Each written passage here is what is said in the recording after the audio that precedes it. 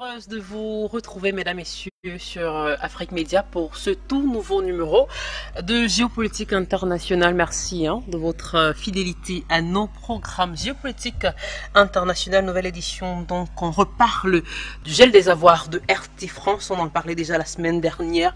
Quelles sont les conséquences sur le plan politique, le plan de la communication, de l'information et même sur le plan géopolitique? On en parlera avec nos invités tout au long de l'émission. Et bien, pour certains analystes, c'est une menace pour toute la presse en France. On y reviendra avec nos invités. Et puis, on parlera également de cette livraison de chars de guerre à l'Ukraine. Un écran de fumée, c'est la grande interrogation de ce matin. Et puis pour sortir, on parlera une fois de plus des relations entre la France et le Burkina Faso.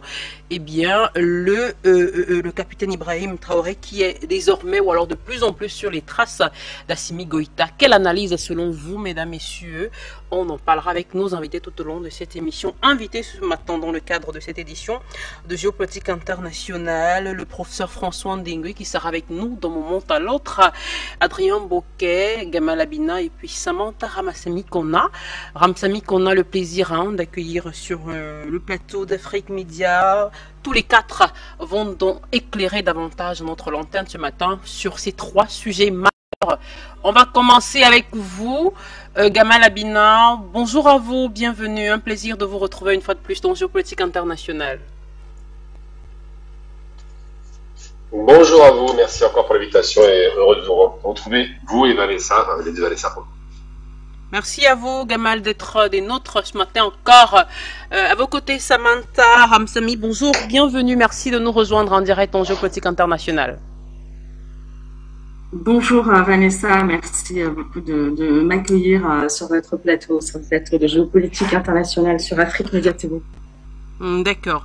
Eh bien, on va tout de suite entrer dans le vif du sujet avec vous, chers invités, en attendant bien sûr qu'Adrien Boquet et le professeur François Ndengui nous rejoignent tout à l'heure dans les discussions pendant l'échange. Alors, commençons avec ce musulman. Samantha, je commence avec vous sur cette question de RT France. Certains, s'indignent du fait qu'au-delà seulement de la menace que cela peut représenter d'ores et déjà pour la presse dans toute la France, cela peut également avoir des conséquences sur le plan politique, médiatique et même, pourquoi pas, sur le plan géopolitique, compte tenu peut-être des raisons qui ont poussé à ce musulman. Qu'est-ce que vous en pensez?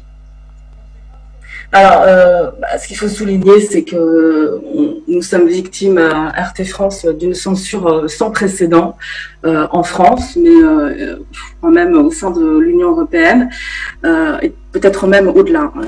Parce que je crois qu'en France, la seule chaîne qui a été interdite, souvenez-vous, c'était en 2004, et c'est la chaîne libanaise Al-Manar, une chaîne réputée proche du Hezbollah, et qui avait été sanctionnée à l'époque par le CSA, l'organe de régulation des médias en France, qui s'appelait encore CSA, c'est l'actuel Arcom.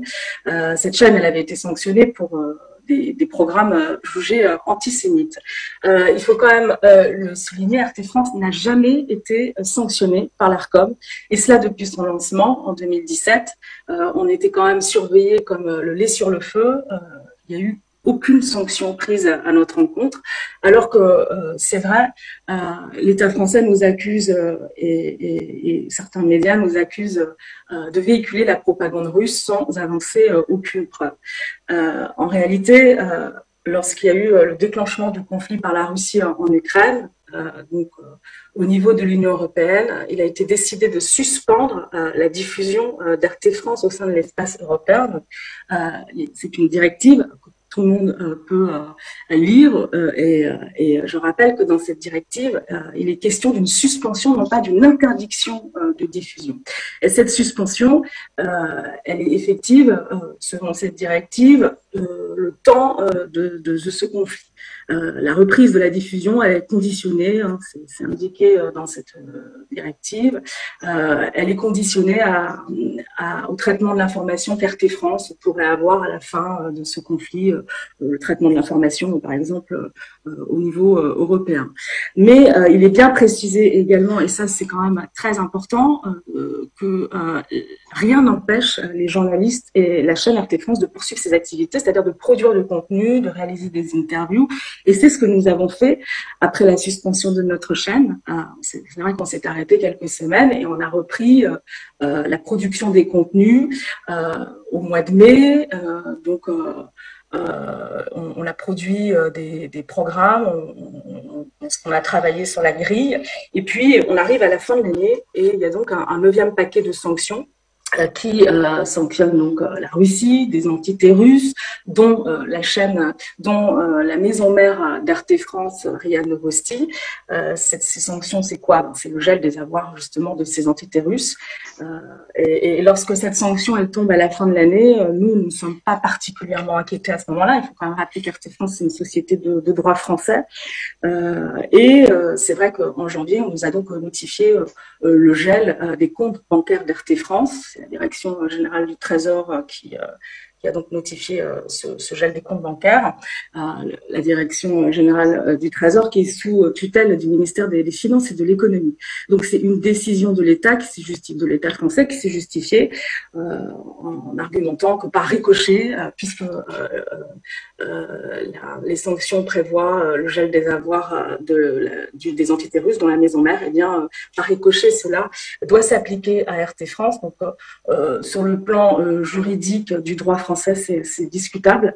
Je parle sous couvert de ma direction. Je pense que nos avocats sont sur ce dossier. Au moment où je vous parle, voilà la situation. Donc, les comptes bancaires d'RT France sont gelés. Pour l'instant, les salariés ne sont pas rémunérés. Alors, on ne sait pas si, effectivement, le ministère des Finances va appuyer sur un bouton pour pouvoir dégeler au moins partiellement les fonds, les fonds qui sont sur le compte bancaire d'RT France.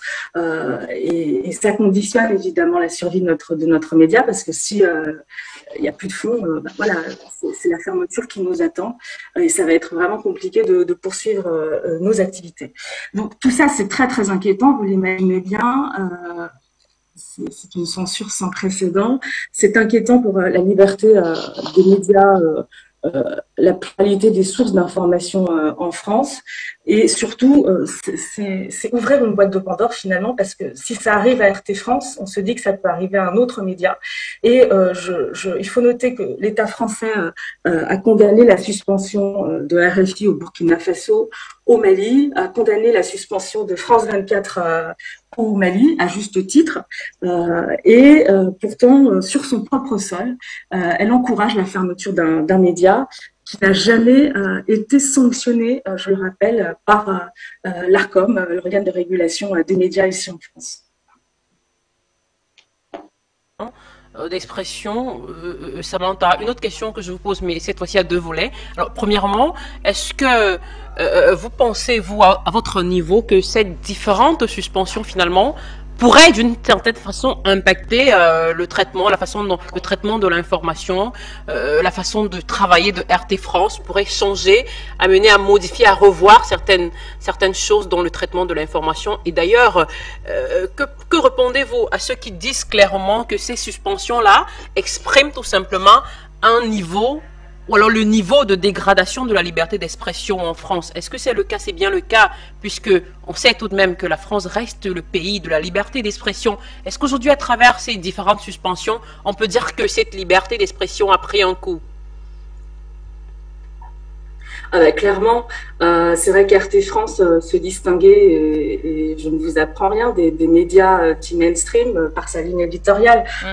C'est évident qu'on était perçu comme un média alternatif, avec une ligne, voilà, un média aussi d'opposition. Hein. On n'est pas le seul média en France à avoir cette ligne, mais c'est vrai qu'on s'est quand même distingué. Je pense que la chaîne a frappé un grand coup lorsqu'elle s'est intéressée au mouvement des Gilets jaunes, alors qu'aucun média finalement ne s'y intéressait. On nous a même moqué lorsque la chaîne envoyait des reporters couvrir cet événement avec des casques, etc. Et puis les semaines qui ont suivi, on s'est aperçu que finalement tous les médias mainstream suivaient notre mouvement. Donc oui, c'est un coup dur de toute façon à la liberté d'expression, parce que qu'est-ce qui se passe finalement? On supprime un média, on tente de supprimer un média comme RT France, ça veut dire que il reste quoi au final? C'est peut-être le début d'une longue série, hein, on ne sait pas, parce que quand on discute avec des confrères qui ont des médias en ligne, voilà, des web TV, c'est aussi des médias alternatifs, qui participent à la pluralité des sources d'information en France. On s'aperçoit que finalement, voilà, c'est compliqué aussi pour eux parce qu'ils sont pas dans la ligne macroniste. Il est clair que la décision qui a été prise au niveau européen de suspendre notre diffusion, c'est une décision politique, tout comme la dernière décision de bloquer les comptes bancaires d'RT France au motif du 9e paquet de sanctions qui vise la Russie, qui vise la maison mère d'RT France, alors que nous sommes une société de droit français. Oui, ça pose beaucoup de questions. Et évidemment que la liberté d'expression, la liberté des journalistes est en danger. Alors, je ne sais pas si les médias mainstream en ont vraiment conscience, en fait. C'est ça qui est très, très grave. Samantha. Alors, Gamal Amina, il y a quelques jours déjà, vous fustigiez déjà ce que certains considèrent comme étant la malhonnêteté justement de cette décision. Est-ce qu'au jour d'aujourd'hui, Gamal Amina, il y a des chances que la situation se normalise, je dirais pas du jour au lendemain, mais qu'après justement les différentes requêtes et puis les différentes, parce que c'est une situation qui a provoqué l'indignation, une indignation généralisée tout de même. Est-ce que selon vous aujourd'hui en tant qu'observateur avisé de cette situation, Gamal, est-ce qu'il y a des chances que dans les prochains jours que cette situation se régularise? C'est très difficile à dire parce que, en vérité, je pense que vous m'entendez, en vérité, la censure, faut parler de censure, hein, de RT France, se fait sur la base de pas grand-chose, sur un plan légal. Effectivement, ça a été rappelé par Samantha. C'était fait du jour au lendemain et par deux fois d'ailleurs. La première fois, c'était l'année dernière déjà, au démarrage de la guerre. C'est difficile parce que déjà, il y a un caractère un petit peu hystérique dans ces décisions arbitraires. Le premier caractère, c'est que la France, il faut le rappeler tout de même, tout comme le reste de l'Europe, n'est pas en guerre contre la Russie. Donc déjà, il parle de propagande, alors qu'il n'y a pas de guerre ouverte. Donc ça, c'est la première chose. Deuxième chose, c'est parce que les questions de droit ne sont pas respectées. Je vais vous prendre des exemples très différents.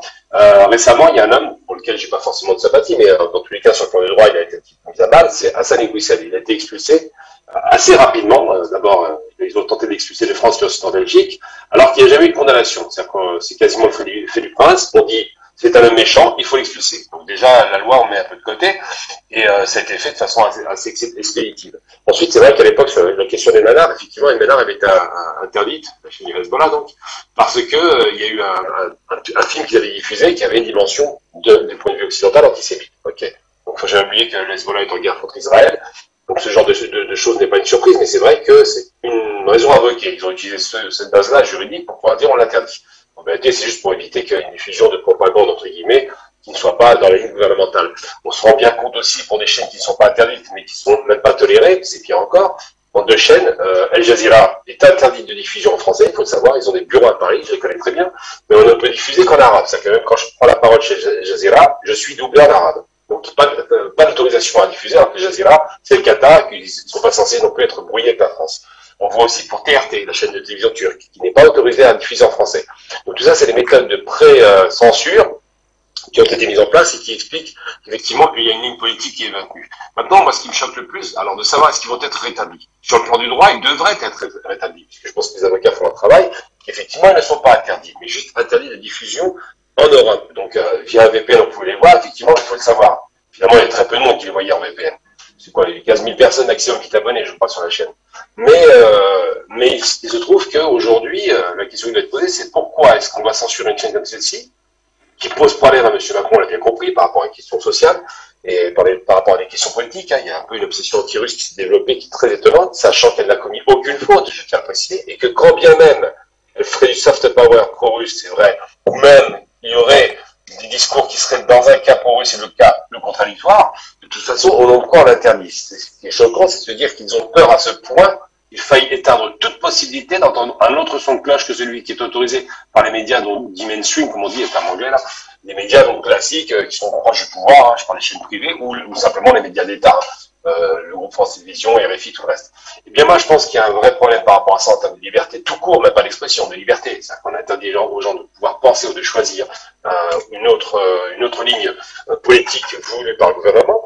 Et puis, l'autre aspect qui est intéressant, c'est que des médias extrêmement violents, racistes, antisémites, il y en a en France, on les connaît. Je l'ai dénoncé immédiatement. Égalité et réconciliation, ils sont extrêmement racistes, antisémites. Français de souche, F de souche, racistes, et ne sont jamais, je parle des médias Internet, jamais interdits, jamais inquiétés, jamais poursuivis. Alors c'est très étonnant de voir que l'extrême droite peut à foison s'exprimer et dire ce qu'elle veut quand elle veut avec des propos les pires qu'ils soient, et que pire encore, on récupère des propos utilisés par F de souche sur les là, et que l'autre côté des médias qui ont une ligne éditoriale relativement équilibrée, il faut reconnaître, hein. On a essayé de taxer l'extrême droite, on se souvient de ces fameuses paroles de Patrick Cohen qui étaient ridicules, qui a essayé de cataloguer RT France côté extrême droite, ce qui m'a fait de la peine pour lui, parce que c'est est très très limité, et qui s'autorise à les censurer. Eh bien, la question qui se pose aujourd'hui, c'est pas seulement une question de droit ou de liberté d'expression, c'est une question de liberté tout court. Et ben, j'ai le sentiment, aujourd'hui, qu'avec Van der Leyen, qui a pris l'autorisation toute seule dans son coin, alors qu'elle n'est même pas élue, hein, elle ne représente qu'elle-même finalement, de dire on interdit ces médias, et tout le monde l'a suivi comme des moutons, et aujourd'hui, ils appliquent avec célérité une décision qui est totalement contre la justice, puisque l'ARCOM n'a jamais, l'ARCOM c'est l'organe de régulation des médias français, n'a jamais ni même fait la moindre poursuite contre RT, ni le moindre grief, il s'est rien passé. Il y a une histoire de fake news qui a été très rapidement mise de côté. Et bien, l'ARCOM, qui est un organe de régulation, n'a pas eu son mot à dire. C'est Van der Leyen qui l'a voulu. Elle a dit, on va arrêter ces médias, et ça a été fait à une vitesse tellement hallucinante qu'on parle même plus de délit de droit. Là, on commence à rentrer dans le système totalitaire, littéralement. C'est-à-dire que, comme Goebbels à l'époque, confiscation de la parole, tout le monde se tait, on fait ce que je dis, voilà. Eh bien, c'est ce qui se passe, et moi, je vois, alors sur le plan légal, évidemment, largement des possibilités de pouvoir obtenir des recours et d'obtenir in fine une victoire de la part de RT, mais le but de l'opération, c'est l'épuisement du personnel, que tout le monde finisse par se décourager, et qu'effectivement, la chaîne, par manque d'effectifs, finisse par fermer, parce qu'évidemment, une fois que l'argent revient, quelqu'un qui est catalogué, c'est là où je félicite effectivement Samantha et toute l'équipe de tenir le coup, catalogué, étiqueté, comme si on était vraiment sous McCarthy, hein, étiqueté RT France, donc le métier du diable, eh bien, ces gens-là nous retrouveront difficilement, voire de façon impossible, du travail. On se souvient que la première journaliste qui a fermé la porte, qui a claqué la porte avec armes et bagages en faisant beaucoup de bruit, je ne donnerai pas son nom pour être délicat, eh bien, elle n'a pas retrouvé de place, hein, clairement, parce que de toute façon, si vous allez chez RT France, quasiment, c'est comme si vous aviez tendu la main au diable. Bon, c'est vrai qu'aujourd'hui, la question qui se pose, c'est déni de droit, oui, liberté d'expression extrêmement difficile en France et maintenant inquiétante en Europe, d'ailleurs plus largement, et puis surtout le fait que l'extrême droite peut s'exprimer comme elle veut et monte en puissance, alors que des médias qui ne sont pas d'extrême droite, rappelons quand même que RT France n'est pas à tout le monde, et bien ces médias-là sont interdits, alors qu'ils sont restés dans la ligne du droit. Vanessa, moi je voudrais aussi souligner l'attitude de nos confrères des médias, voilà, considérés comme des médias mainstream. Je m'interroge en fait sur le niveau de connivence présumée entre ces médias et le pouvoir français, qu'ils ne nous soutiennent pas. Ça, c'est tout à fait. Non, Samantha, je comptais. Samantha, est-ce que vous m'entendez?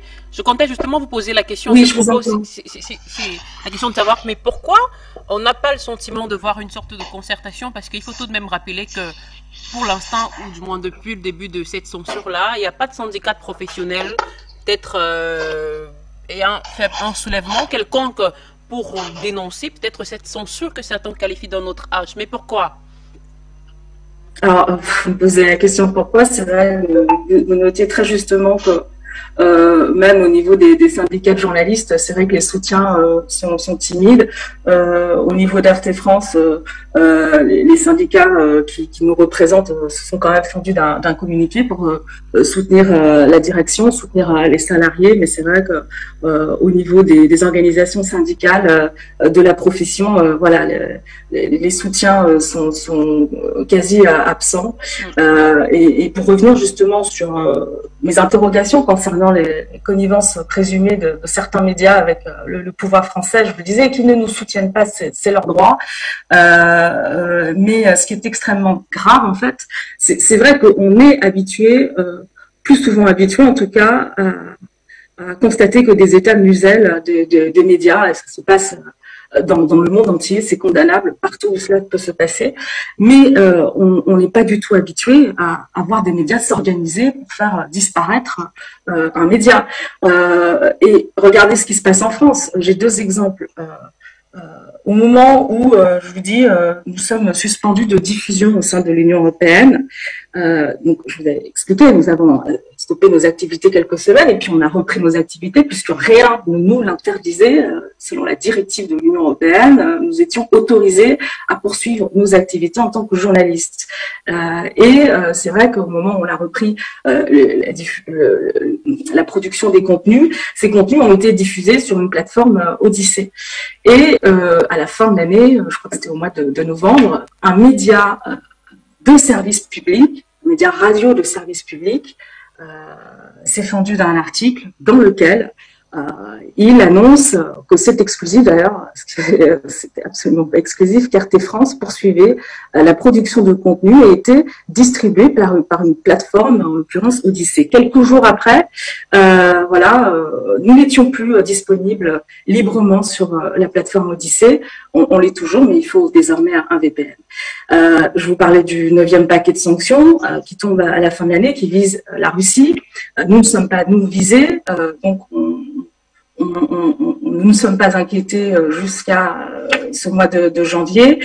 Et avant que le coup près finalement tombe, le blocage des comptes bancaires d'RT France, il y a une chronique encore sur un média de service public payé par le contribuable français. Donc nous payons des impôts aussi, nous sommes français, je le rappelle. Et ce média de service public, Média TV, produit une chronique. Tout à l'heure, Gamal a évoqué Patrick Cohen. C'est ce même Patrick Cohen qui s'est donc fendu d'une chronique intitulée RT France continue de propager sa propagande russe. Je le rappelle, il n'y a jamais eu aucune preuve qui concerne justement une quelconque propagande sur notre chaîne. Nous n'avons jamais été sanctionnés par l'ARCOM. Donc cette personne produit une chronique dans laquelle elle s'interroge sur notre elle s'étonne de constater l'existence encore d'RT France aux portes de Paris et conclut sa chronique en disant « Ah, mais comment se finance-t-il ?» Comme si c'était un secret. On a toujours été transparent sur les sources de financement. Nous bénéficions de financement public russe et là-dessus, on a toujours été transparent, tout comme sur nos objectifs éditoriaux, c'est de donner tous les points de vue dans le point de vue russe également. Et à la suite de cette chronique, quelques jours après, les comptes bancaires d'RT France sont donc gelés. Donc, c'est vrai qu'on observe une absence totale de solidarité et encore une fois, les médias, nos confrères sont dans leurs droits. Et quand on nous soutient d'ailleurs, franchement, on se passerait bien de ce soutien parce que vous savez qu'il y a quelques personnalités quand même qui ont fait des sorties médiatiques pour nous soutenir. Je peux citer François Ruffin qui a appelé justement à ne pas stigmatiser les journalistes d'RT France. Et dans le sillage de François Ruffin, il y a un média qui s'est fendu d'un autre article appelant aussi à ne pas fustiger les journalistes, à ne pas les stigmatiser, les journalistes d'RT France, mais en revanche à regarder s'il y a des responsabilités à pointer, à regarder du côté de la direction. Donc vous imaginez ce genre de soutien, on s'en passe aisément. Donc c'est vraiment inquiétant finalement ce manque de discernement, ce manque d'objectivité, de questionnement, même sur le gel des comptes bancaires d'RT France, sur les motivations d'une telle décision. Moi, je me souviens en 2004, pour revenir justement au cas de la chaîne libanaise Al-Manar, proche du Hezbollah. À l'époque, c'était une autre époque, 2004, visiblement. Libération s'était interrogé, s'était demandé si le Quai d'Orsay avait fait pression sur le CSA et si le Quai d'Orsay avait même subi des pressions pour justement permettre le conventionnement de cette chaîne Al-Manar, qui a été ensuite interdite par le CSA, l'ARCOM aujourd'hui, pour des programmes, pour avoir diffusé des programmes antisémites. Vous imaginez, personne ne s'interroge sur la directive de l'Union européenne qui nous autorisait de toute façon à poursuivre nos activités, qui ne dit l'Union européenne qui n'a pas dit ouvertement ses objectifs in fine d'interdire finalement notre chaîne sur le territoire européen. Donc elle a dit, ils ont fait passer la pilule en disant voilà, c'est une suspension de diffusion et la chaîne pourra éventuellement reprendre sa diffusion sous certaines conditions. On arrive presque un an plus tard on en est à ce point où les comptes bancaires de la chaîne sont bloqués et personne ne s'interroge, ne pose des questions à ce niveau. Alors, une dernière question, Gamal Abina, et avant de passer à notre seconde thématique à Gamal. Alors, Samantha l'a précisé à l'instant, alors les RT emploient des journalistes français, mais est-ce que quelque part il n'y a pas un petit paradoxe, Gamal Abina, quand on accuse, ou alors RT français accusé à tort d'être à la solde du président Vladimir Poutine ou alors de la Russie tout simplement, quand on sait que les employés d'RT France sont des Français? Ce qui compte en vérité, c'est pas de savoir qui paye. Parce que qui paye, s'il ne donne pas une directive imposée de Dieu, et j'ai participé à beaucoup d'émissions de France, liberté d'expression totale. Je vais même encore plus loin, parce que je ne veux pas m'appuyer sur le fait que M. Cohen, qui se prend pour un héros, a dénoncé le caractère extrême droite de la chaîne. Je rappelle tout de même, et c'est ce qui m'a plu dans cette chaîne, c'est que c'est la seule chaîne, je dis bien la seule chaîne, je suis catégorique, française, dont la diversité est évidente. Une femme à la direction, quasiment la moitié des équipes sont d'origine étrangère, africaine, orientale. C'était ça, RT France, une chaîne avec une grande diversité, une vraie tolérance, et c'est une des rares chaînes où on voit vraiment s'exprimer sur les plateaux, comme les reportages des journalistes ou ceux qui font de la rédaction, des gens qui sont d'origine étrangère et qui peuvent s'exprimer en tant que français. Donc ça, c'est la première chose. Et donc cette façon de cataloguer est assez malsaine. Mais en vérité, la question que vous me posiez, c'est de savoir effectivement, est-ce que les journalistes français ont fait un travail de journaliste? Là, oui, ils ont fait un travail de journaliste, ils l'ont toujours fait d'ailleurs, c'est peut-être ce qui a posé problème. Et parallèlement à ça, j'ai envie de dire qu'une chaîne d'État, quelle qu'elle soit d'ailleurs, a toujours une certaine ligne éditoriale. Mais ça ne veut pas dire de la propagande. On peut très bien, par exemple, RT France faisait du soft power russe en présentant la Russie sous un autre joug que ces caricatures qu'on voit habituellement. On réduit la Russie à la Seconde Guerre mondiale ou alors à la guerre froide. Ils ont montré que la Russie avait de la culture, c'était un pays qui avait des choses à découvrir, qui avait des diversités extraordinaires dans cet État-continent. Ils montraient ce genre de choses. C'est des documentaires qu'on voyait. Ils montraient des émissions de très belle qualité, comme l'émission de géopolitique qui était présentée par, je crois que c'était Igor, si je ne me trompe pas, je ne sais plus son nom, qui était assez formidable. On avait une chaîne qui rappelait la télévision des années 70-80 française. Donc c'est ça qui me plaisait chez RT France. La seule chaîne qui puisse être comparable à RT France et qui ne fait pas de la faux spectacle et qui fait de l'information factuelle, eh bien ce serait Arte. Voilà, une chaîne internationale franco-allemande. Sinon, tout le reste des autres chaînes de télévision, en règle générale, c'est la télévision poubelle, il faut être très honnête. Le travail est mal fait, c'est orienté, et c'est vrai de rappeler une chose importante. Des journalistes, c'est un corps de métier qui a un sens en France, enfin, je croyais du moins, qui ne prennent pas fait et cause pour le principe, même pas le fait de dire qu'on est pro-russe ou quoi, de la liberté d'expression, des journalistes qui ne se solidarisent pas avec ce pugilat qui a été mis en place, on voit sur Twitter. Chaque journaliste d'RT France est étiqueté chaîne de propagande pro-russe, ça c'est quand même assez extraordinaire. Et de voir surtout que même la directrice qui, alors je rappelle, après MeToo, on s'attendait quand même à une petite évolution, a été menacée de mort, menacée de viol. Il y a eu beaucoup de choses qui ont été dites sur cette Zina, qui est quelqu'un de formidable d'ailleurs, je la félicite de tenir le coup par rapport à toute cette agressivité. Et bien tout ça ne dérange personne. Apparemment, c'est normal dans un état de droit. On peut menacer des journalistes, on peut menacer une directrice, on peut menacer des équipes techniques. D'ailleurs, j'ai vu, on va parler d'une femme d'ailleurs, d'origine maghrébine, Nadège Deraza, qui fait un travail formidable sur le terrain, qui a été d'ailleurs violentée. Elle a quand même un flashball sur le visage, on lui a coupé la lèvre, il faut s'en souvenir quand même pendant les gilets jaunes. Et bien elle, c'est pareil, elle est extrêmement violemment attaquée. Et pour prendre un exemple très concret, aujourd'hui sur Twitter, c'est quasiment devenu la tête de turc de tout le monde, quoi. Tout ça pourquoi? Parce qu'elle a fait son travail en tant que journaliste.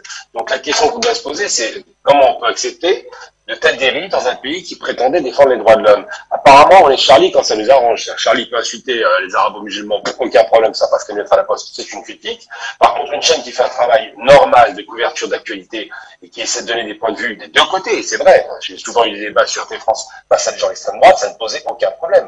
Pourquoi? Parce que c'est le débat contradictoire qui compte. Eh bien, aujourd'hui, on nous parle d'un discours unipolaire. Et c'est vrai que ces journalistes français qui ont fait un travail très indépendant, je le rappelle vraiment, c'est évident qu'ils ne recevaient pas de directive. Sinon, il y a des moments où on pouvait critiquer Poutine et ça aurait été relevé, ça n'a pas été le cas. Eh bien, ces journalistes ont été assez formidables. Et j'aime encore plus loin, j'ai poussé le bouchon. J'ai jamais eu un attachement particulier à Vladimir Poutine parce que j'en voulais pour les guerres de Tchétchénie. C'est vrai. Mais les gens qui m'ont demandé de venir à RT le savaient. Il n'y a pas de mystère là-dessus. Et pour autant, je n'ai pas été censuré. Donc c'est vrai qu'on doit se poser la question de savoir qu'est-ce que vaut la liberté de la presse en Europe et surtout pourquoi ils se positionnent comme s'ils étaient en guerre. Co-belligérance, c'est bien évident, mais tout de même. Donc là, moi j'ai envie de dire que la lâcheté, on peut utiliser le terme de lâcheté, de tout ce corps de métier que sont les journalistes, ils se rendent même pas compte qu'aujourd'hui on censure une chaîne, mais demain ça peut être une autre chaîne pour X ou Y raison, eh bien on doit se poser la question.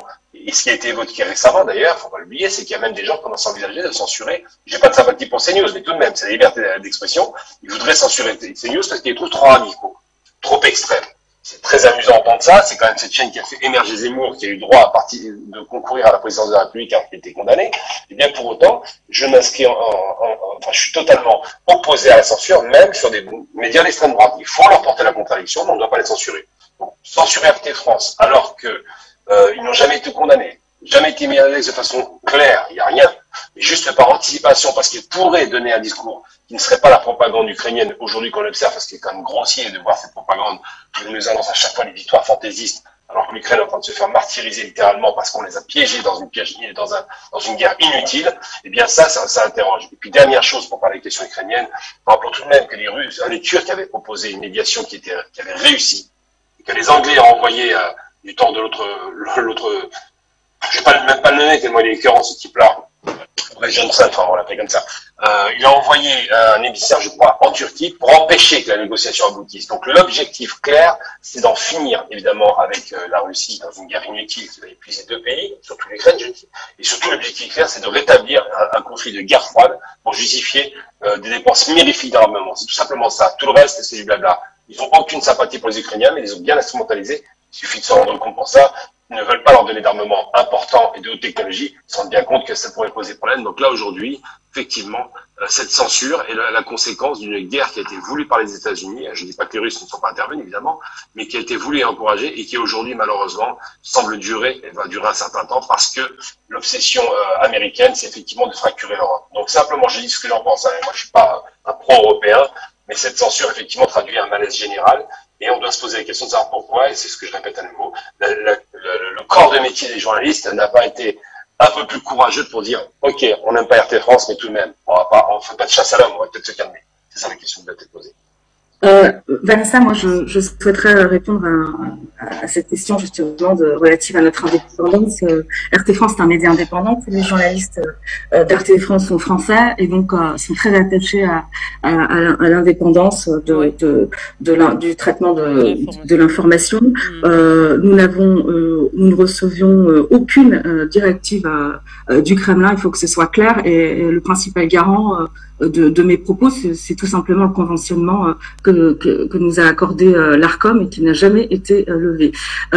Puisque Vanessa, vous avez la gentillesse de nous donner la parole dans le géopolitique international, et puisque vous, votre média Afrique Média TV participe aussi à la libéralisation des médias sur le continent africain, particulièrement en Afrique francophone, c'est une excellente chose. Les initiatives comme la vôtre se multiplient sur le continent. Il y a de plus en plus de chaînes avec qui émergent notamment grâce à la TNT qui se développe en Afrique francophone.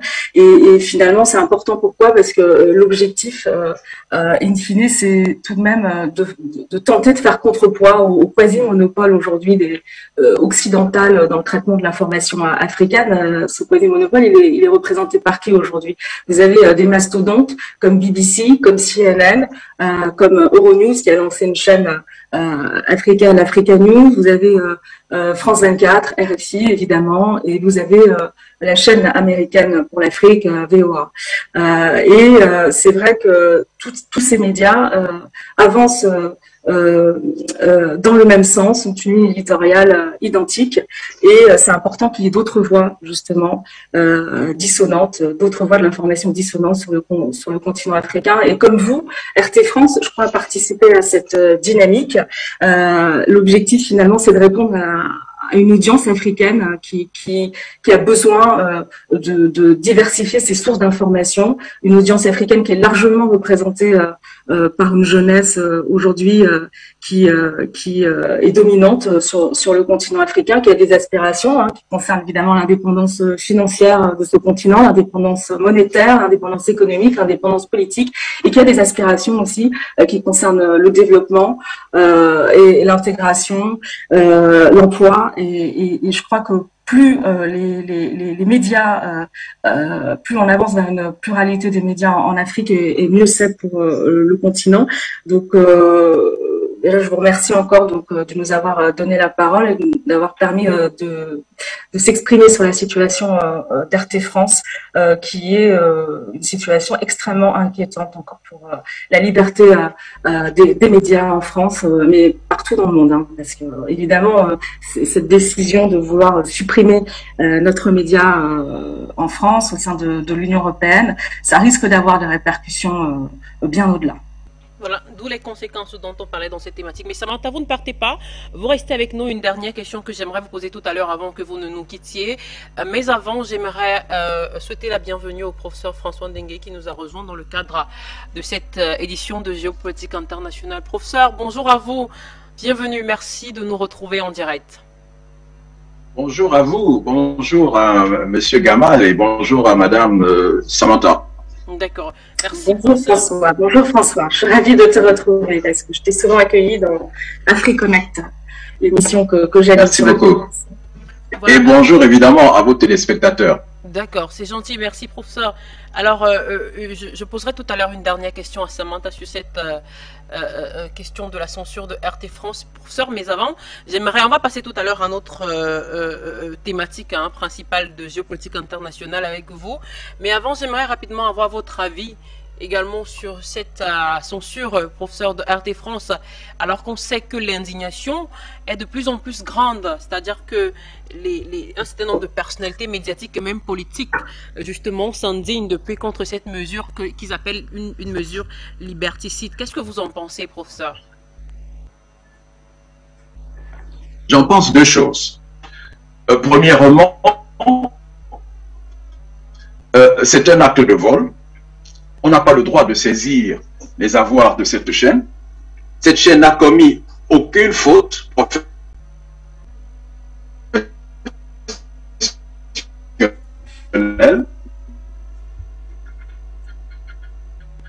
L'organisation professionnelle qui devait sanctionner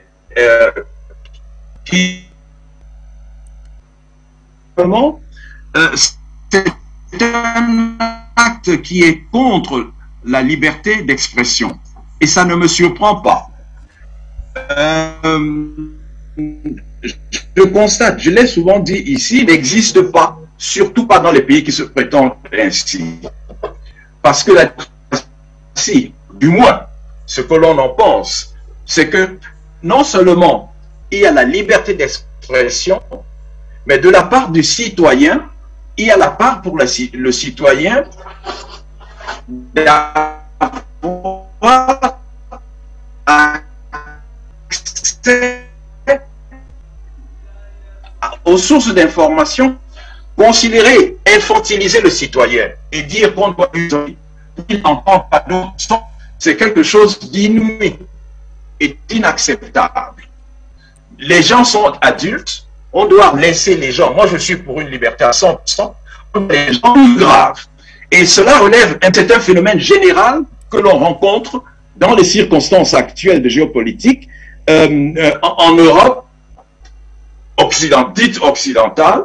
Évidemment, ça vient des États-Unis, où de mon point de vue, et ce n'est pas surprenant, nous vivons actuellement une époque de fascisme aux États-Unis. c'est pas surprenant, il y a eu le macartisme. Nous sommes dans une approche proche du macartisme ou même pire. Et je vais vous donner un exemple, celui d'Edward Snowden. Le 20 janvier dernier, ici au National Press Club, il y a eu ce qu'on appelle un benchmark tribunal. Ça relève de ce qu'un tribunal qu'on appelait le tribunal Russell, qui avait été institué par le philosophe français Jean-Paul Sartre. Bertrand Russell à l'époque, en 1966, au fort de la guerre du Vietnam. Et puis, dans ce que Jean-Paul Sartre et son ami Bertrand Russell avaient institué, c'était donc un tribunal qui devait, par la voie de la société civile, donner la paix au Vietnam. Il vient d'avoir ce genre de tribunal le 20 janvier dernier, organisé par un site qui s'appelle le Democracy Now! Et il est très intéressant de voir que Julian Assange, c'est un journaliste, en réalité. Quand on condamne Julian Assange, le pauvre, parce que, soi-disant, il a révélé des vérités au monde. Donc, ça veut dire qu'on a peur, le gouvernement américain a peur de la vérité. Deuxièmement, ça veut dire que nous sommes dans un contexte absolument d'illégalité. Et sachez que c'est les États-Unis qui donnent le ton dans tout ce que moi j'appelle le Yankee et que vous appelez le monde occidental. Les États-Unis donnent le ton et tout le reste suit. Et la condamnation d'Assange, le pauvre, il attend depuis 4 ans. Depuis 12 ans, il était d'abord en Équateur. Actuellement, il attend une extradition de l'Angleterre vers les États-Unis.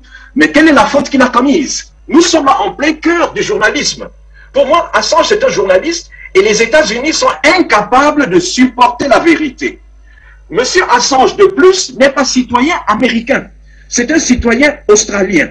Ça veut dire que les États-Unis peuvent, vous par exemple au Cameroun, par exemple Afrique Média, vous donnez une information à l'entête, si ça ne plaît pas au gouvernement américain, le gouvernement américain peut décider qui vous condamne. Et si par hasard vous voyagez et que vous vous trouvez dans un aéroport étranger qui est ami avec les États-Unis, on peut vous arrêter et vous extraditer aux États-Unis. Donc nous sommes en phase, ont eu le monopole parce qu'il n'y avait pas de concurrence. Ils pouvaient déverser toute leur propagande parce que là c'est vraiment de la propagande. Et vous voyez qu'aujourd'hui il n'y a plus de débat sur aucune de leurs chaînes. À la radio il n'y a plus de débat. Mais maintenant qu'une autre voix arrive, ils ne peuvent pas supporter. Ils ne peuvent pas supporter la vérité. Donc, M. Assange risque, écoutez bien, s'il est extradé aux États-Unis, il risque une prison de 175 années. 175 années sur une loi espionnage acte qui date de au fond du trou. Mais alors, ce qui était encore plus intéressant lors de ce tribunal, c'est qu'il y avait un ancien employé de la CIA, un noir américain. Je voudrais que vous reteniez son nom. Il s'appelle M. Jeffrey Sterling. Il a fait un témoignage époustouflant. Je prie ceux qui m'écoutent, y compris les téléspectateurs, d'aller taper sur Internet Jeffrey Sterling. Et vous allez entendre, c'est un noir qui travaillait à la CIA et qui a vu des magouilles et qui a eu le courage de parler. Et maintenant, la CIA a monté une cabale contre lui. La CIA a fait preuve de racisme. Évidemment, ce n'est pas très surprenant, nous sommes aux États-Unis. Et ce monsieur a été condamné à 2 ans de prison. Alors, l'enseignement qu'il en tire est le suivant. Et je vais m'arrêter là sur cet enseignement. Je n'ai pas le temps de parler d'Edward Snowden pour montrer qu'aujourd'hui, la liberté se trouve plutôt du côté de la Russie, puisque Edward Snowden, citoyen américain, se trouve en Russie, et c'est en Russie qu'il a trouvé protection et qu'il a même pris la nationalité. Mais je vais terminer sur l'enseignement que nous donne M. Jeffrey Sterling. M. Jeffrey Sterling fait le parallèle entre l'époque de l'esclavage et l'époque actuelle. Quel est le parallèle? Vous savez que les États-Unis d'Amérique, pendant toute la période de l'esclavage, il était interdit d'enseigner, d'éduquer les esclaves. C'est-à-dire que les esclaves n'avaient pas le droit d'être éduqués. Si on vous trouvait en train d'apprendre à lire ou à compter un esclave, vous subissiez les peines les plus graves. On voulait donc maintenir les esclaves dans l'ignorance parce qu'un esclave qui a appris c'est déjà quelqu'un qui est libéré. Et le parallèle que fait M. Sterling avec la période actuelle, c'est que en voulant, on est en train de maintenir les gens dans l'ignorance, en leur refusant des sources d'information, de parler, de diffuser. Et c'est pour ça qu'on se permet d'attaquer votre chaîne de télévision, et que ceux qui vous attaquent ne peuvent pas vous donner la parole. Voilà, professeur, merci beaucoup pour vos explications et votre point de vue.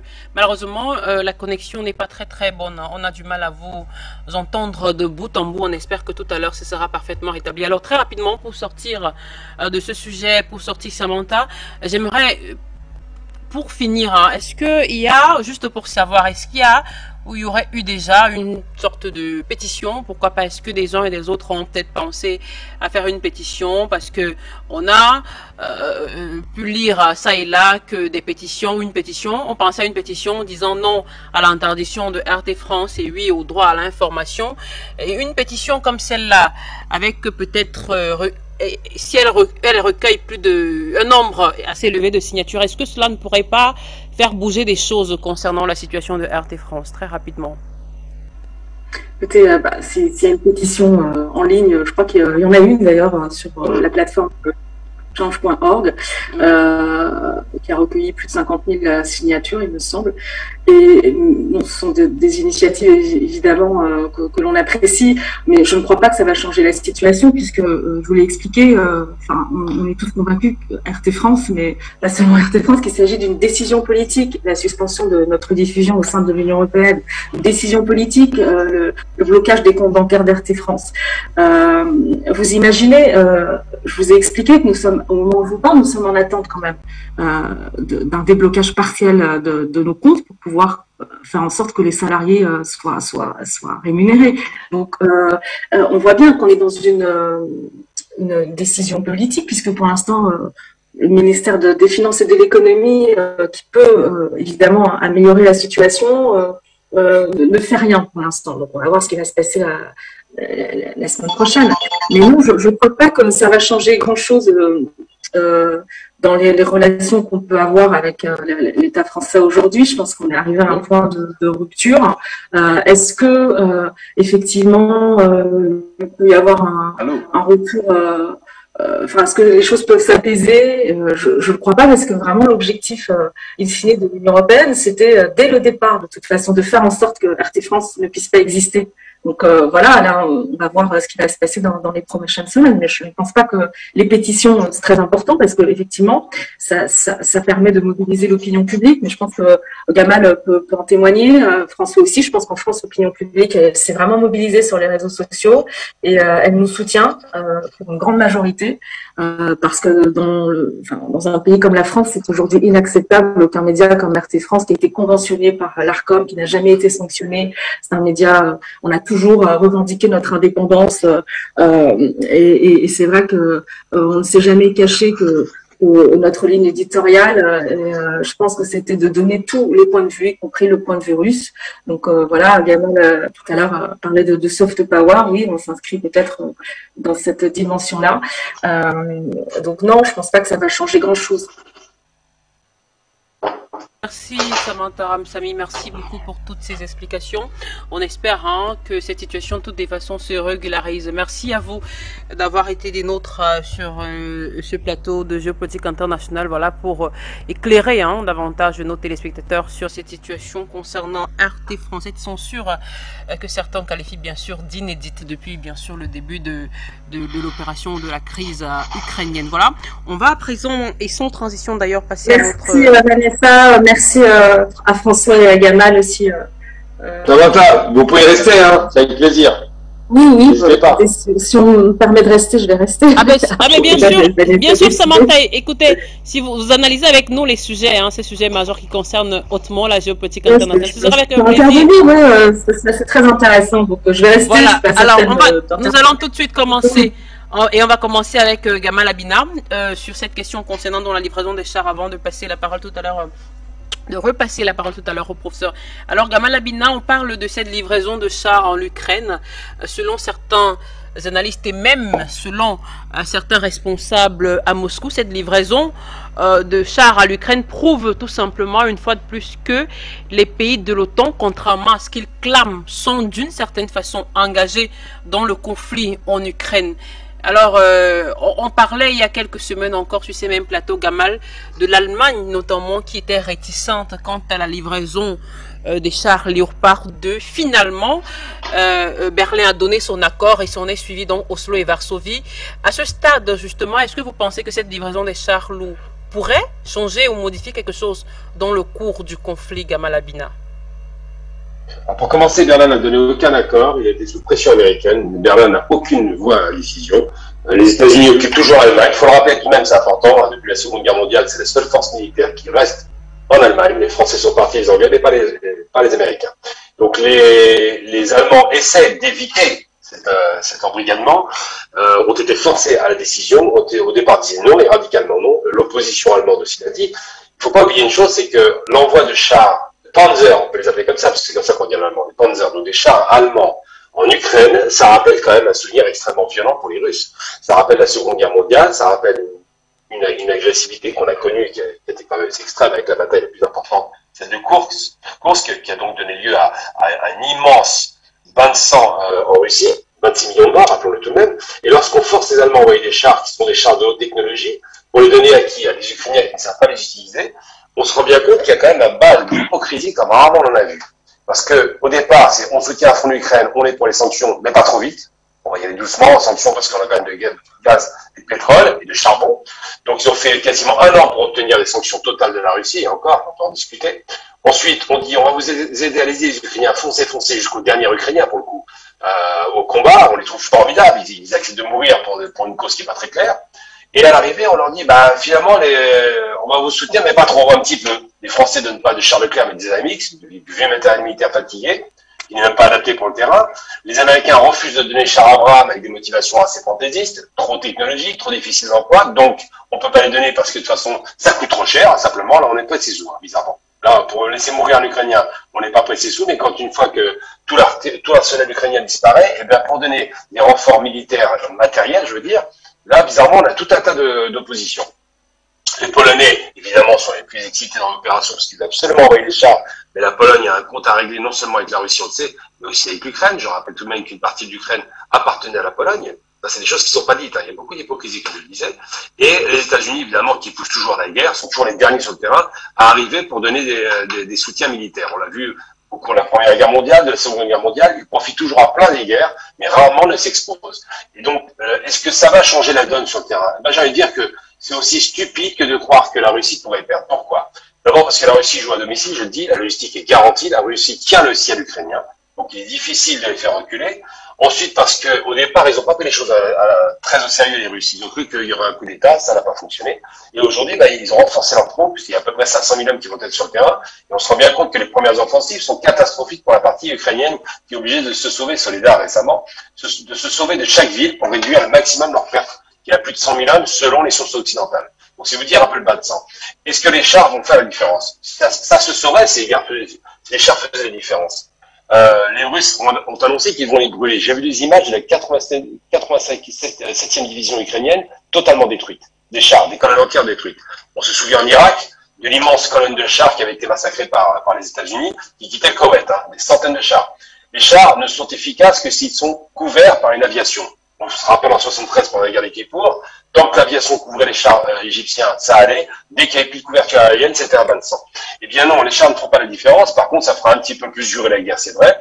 Ensuite, ces chars ont un problème, c'est qu'ils sont très technologiques. Ils sont donc pas du tout adaptés pour les conditions extrêmes de froid. C'est une des raisons pour lesquelles ils ne veulent pas les donner, parce que si on se rend compte de la faiblesse des chars occidentaux, évidemment, ceux qui remportent la mise, ce seront les chars russes. Et ça, c'est encore un rapport assez malsain de jouer de l'Ukraine comme une sorte de théâtre d'opération pour montrer qu'il y a les meilleures armes. Et puis pour finir, parce que de toute façon, on sait très bien que la Russie, quand elle a été attaquée par les nazis, je rappelle les chiffres, il faut quand même se rappeler les proportions. 3,5 millions d'hommes sur le terrain, au cours de l'opération Barbarossa, le 22 juin 1941, mais il y avait 2500 avions pour couvrir les chars au sol, et surtout il y avait 6500 chars allemands. C'est ça les proportions. C'est pas 200 chars qui feront la différence. Mais vraiment, c'est se moquer des gens que de faire croire que 200 chars, sans couverture aérienne, vont peut-être faire basculer la guerre en faveur des Ukrainiens. Ça ne tient pas la route. Et puis la dernière chose qui fait que l'Ukraine ne peut pas gagner, elle est très simple. Quand l'URSS est écrasée face à la guerre d'Afghanistan, ils avaient toute une population contre elle. Et l'URSS était en fin de vie. N'avait plus les moyens économiques, ne tenait plus le coup. Aujourd'hui, c'est plus du tout la même chose. Aujourd'hui, on a une Russie qui est très puissante, très riche, très technologique en termes d'armement, et surtout qui a une population, 50% de la population ukrainienne est pro-russe. Donc quand vous avez une population qui vous est favorable, avec autant de puissance économique et militaire, comment voulez-vous perdre la guerre? Ils ne suffiront pas dans cette guerre. Donc je le dis, je le répète, c'est triste à dire, mais d'un temps à la façon, les Ukrainiens, on les a poussés à la guerre, on les a encouragés à la faire, on leur donne peu de moyens pour se défendre aujourd'hui, on est en train de négocier sur des armes de défense type Patriot qui ne servent absolument à rien d'ailleurs, on sait très bien que les Patriotes n'ont pas beaucoup de réussite, et surtout, on prétend leur donner des chars, mais finalement on leur donne de la vieille ferraille qui est quasiment en bout de vie, comme les AMX, pour ne pas leur donner la haute technologie occidentale, sachant que les Occidentaux savent parfaitement que la guerre est ingagnable. Donc c'est ça qui doit se poser. Est-ce que les chars seront différents? Je réponds, la réponse est très claire, ce sera non. Ils vont avoir une durée de vie de 15 jours sur le terrain. Est-ce que ça va basculer la guerre en faveur des Ukrainiens? Non, c'est impossible. L'Ukraine a perdu la guerre dès le premier jour, puisqu'elle a été écrasée immédiatement, toute son industrie militaire a été détruite. Et est-ce que les Occidentaux vont s'engager? Non plus, parce que si on s'engage dans une guerre face à une puissance nucléaire, c'est une guerre mondiale, autant dire que c'est la fin de vie pour l'humanité. Donc non, ça ne sera pas différent, je vous rassure, entre guillemets, hein, malheureusement c'est triste à dire, mais effectivement, les Ukrainiens sont les dindons de la farce. Ils ont été poussés à la guerre comme les Polonais en leur temps, en 39-40, on a poussé les Polonais à la guerre face aux nazis. Il faut se rappeler que les nazis les ont agressés, c'est vrai, mais que les Polonais étaient très arrogants à ce moment-là, et que bilan les courses, généralement, a disparu sous une masse de bombardements monumentaux, comme ce qui va arriver malheureusement aux Ukrainiens, puisque les Russes s'apprêtent à frapper très fort dans les jours qui viennent. Pour cette explication. Alors, professeur François Ndengue, je reviens vers vous à présent pour parler, même si vous allez poursuivre avec l'explication que vous donniez tout à l'heure concernant le sujet précédent. Je reviens vers vous, donc disais-je, sur cette question de la livraison de chars de guerre à l'Ukraine. Selon vous, pourquoi certains experts de guerre estiment qu'il ne s'agit ni plus ni moins qu'un écran de fumée? Pourquoi? Comment le comprendre? C'est très simple. Votre expression est bien choisie. C'est un écran de fumée dans la mesure où ça ne changera absolument rien. Rappelez-vous, quand vous m'avez posé la question, je crois il y a quelques temps, je vous ai dit, les gens disaient, oh l'Allemagne ne va pas livrer, oh les chars Léopard, oui.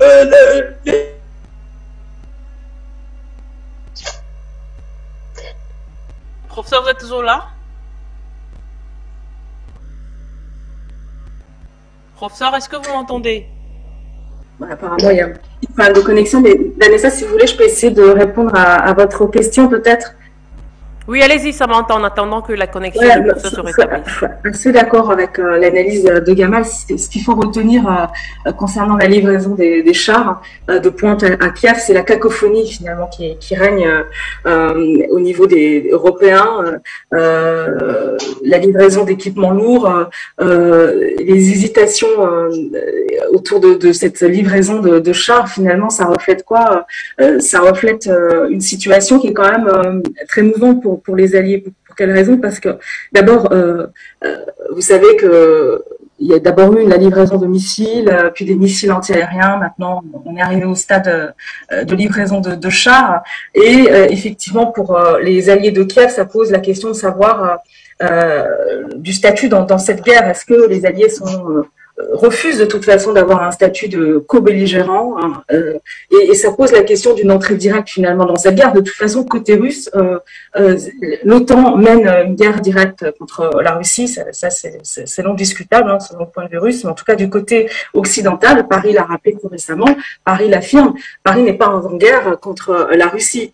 Par ailleurs, la livraison de chars, elle pose un autre problème, ce n'est pas certain que Kiev réussisse à gagner cette course contre la montre, parce que vous savez que le Pentagone tout récemment a précisé que cette guerre comme si c'était une annonce fracassante, que cette guerre allait durer encore une année.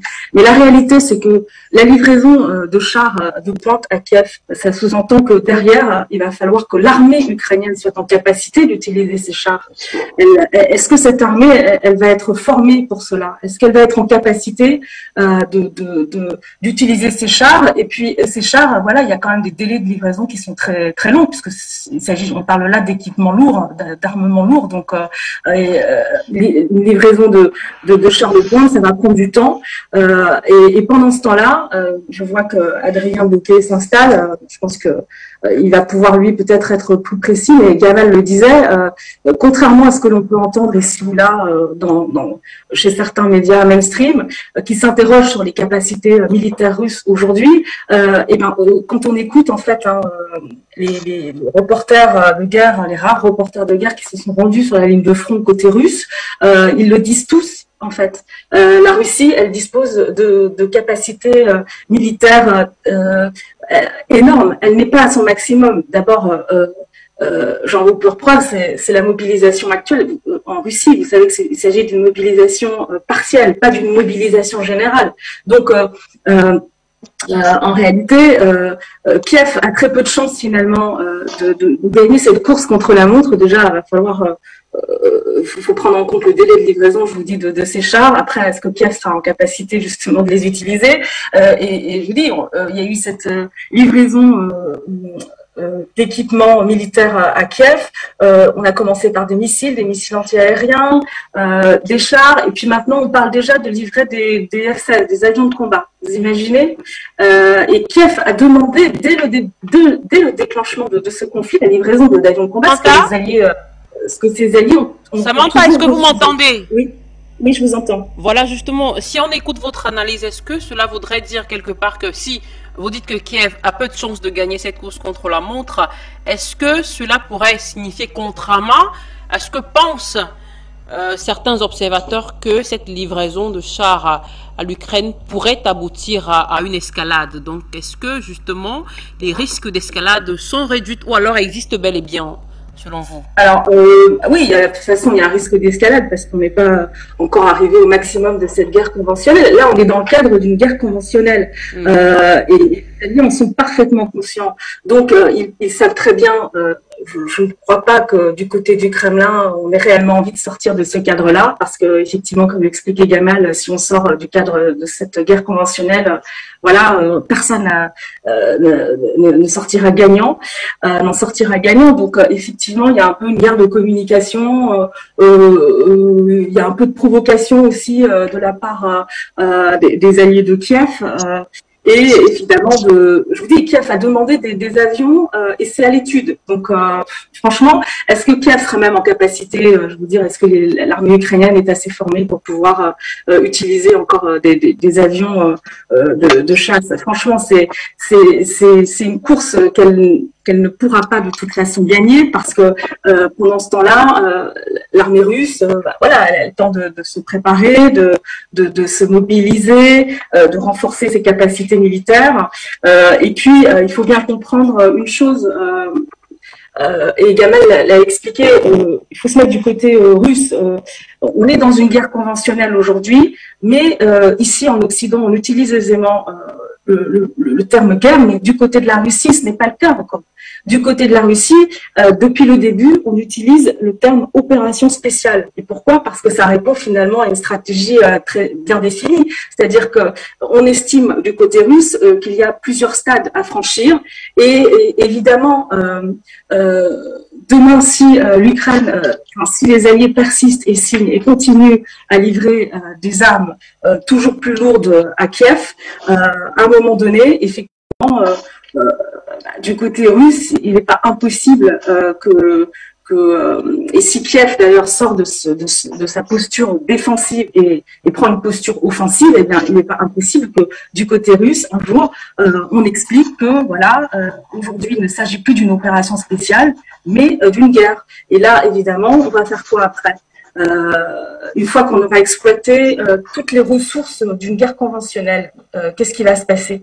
À un moment donné, il va falloir quand même peut-être se mettre autour d'une table et négocier. Mais là, on voit encore du côté de l'OTAN, la voie diplomatique, elle n'est jamais privilégiée de toute façon, quelles que soient les interventions de l'OTAN dans les conflits qui ont précédé, dans lesquels l'OTAN était impliquée. Il n'y a jamais eu la voie diplomatique n'a jamais été privilégiée. C'est encore le cas en ce qui concerne le conflit en Ukraine. Pour toutes vos explications. Alors, Adrien Boquet, vous êtes installé. Bienvenue à vous. Merci de nous rejoindre en direct. Alors, Adrien, tout de suite, on entre dans le vif du sujet avec vous. On voit bien que... Bonjour à tous. Oh, bonjour. On voit bien que, concernant ce conflit, l'aide occidentale, d'une certaine façon, s'accentue, plus l'opération russe s'élargit. Alors, est-ce que on peut dire qu'il y a une sorte de surenchère, ou qu'il y aura une sorte de surenchère, parce que on sent bien que la surenchère n'est pas encore terminée, parce que maintenant, le président ukrainien Volodymyr Zelensky souhaite désormais que l'OTAN lui envoie des avions et des missiles de longue portée. Alors, bonjour à tous. Déjà, juste pour vous rappeler, je me trouve actuellement à 10 km de Soledar. Donc, je suis en plein sur la ligne de front. J'espère juste que je ne serai pas coupé comme il y a un mois. Voilà, juste pour vous rappeler la situation où je suis. Comme on le dit, moi, je suis un reporter de guerre qui est sur la ligne de front depuis plus de 8 mois, contrairement à d'autres qui sont derrière des bureaux à imaginer ce qui se passe. On va revenir effectivement sur les fameuses... moi, j'appelle ça des menaces et je vais vous expliquer pourquoi. En plus, ça tombe très bien. Comme vous le savez, je suis ancien militaire français et en plus, je suis ancien militaire français de l'armée de l'air française. Donc, je sais très bien comment se passe une formation, par exemple, d'un pilote de chasse. Effectivement, le régime de Kiev a demandé donc des missiles longue portée qu'il n'aura jamais et des avions de chasse. Des avions de chasse, je pense que c'est juste de l'intimidation.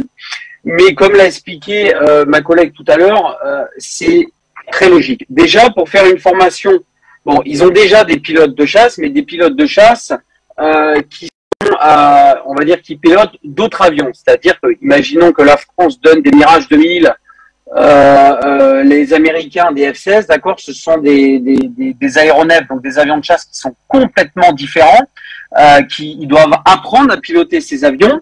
Donc, imaginons, mais vraiment dans le cas extrême, une formation accélérée, extrêmement intensive, extrême. Il faut minimum 6 mois.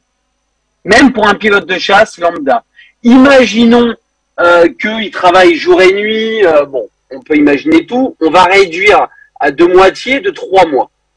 Donc, vous ne pouvez pas descendre en dessous d'un délai de 3 mois pour former un pilote de chasse qui n'est pas habitué et qui n'a jamais piloté ce modèle d'avion. En dessous de 3 mois, c'est techniquement impossible. C'est-à-dire que vous pouvez avoir le meilleur pilote de chasse au monde, s'il n'a jamais piloté un F-16 de sa vie, ni un Mirage 2000 de sa vie, en moins de 3 mois, c'est impossible. Donc, j'ai gardé ce délai de 3 mois. Vous calculez, effectivement, ça laisse le temps aux Russes de se préparer, etc., etc.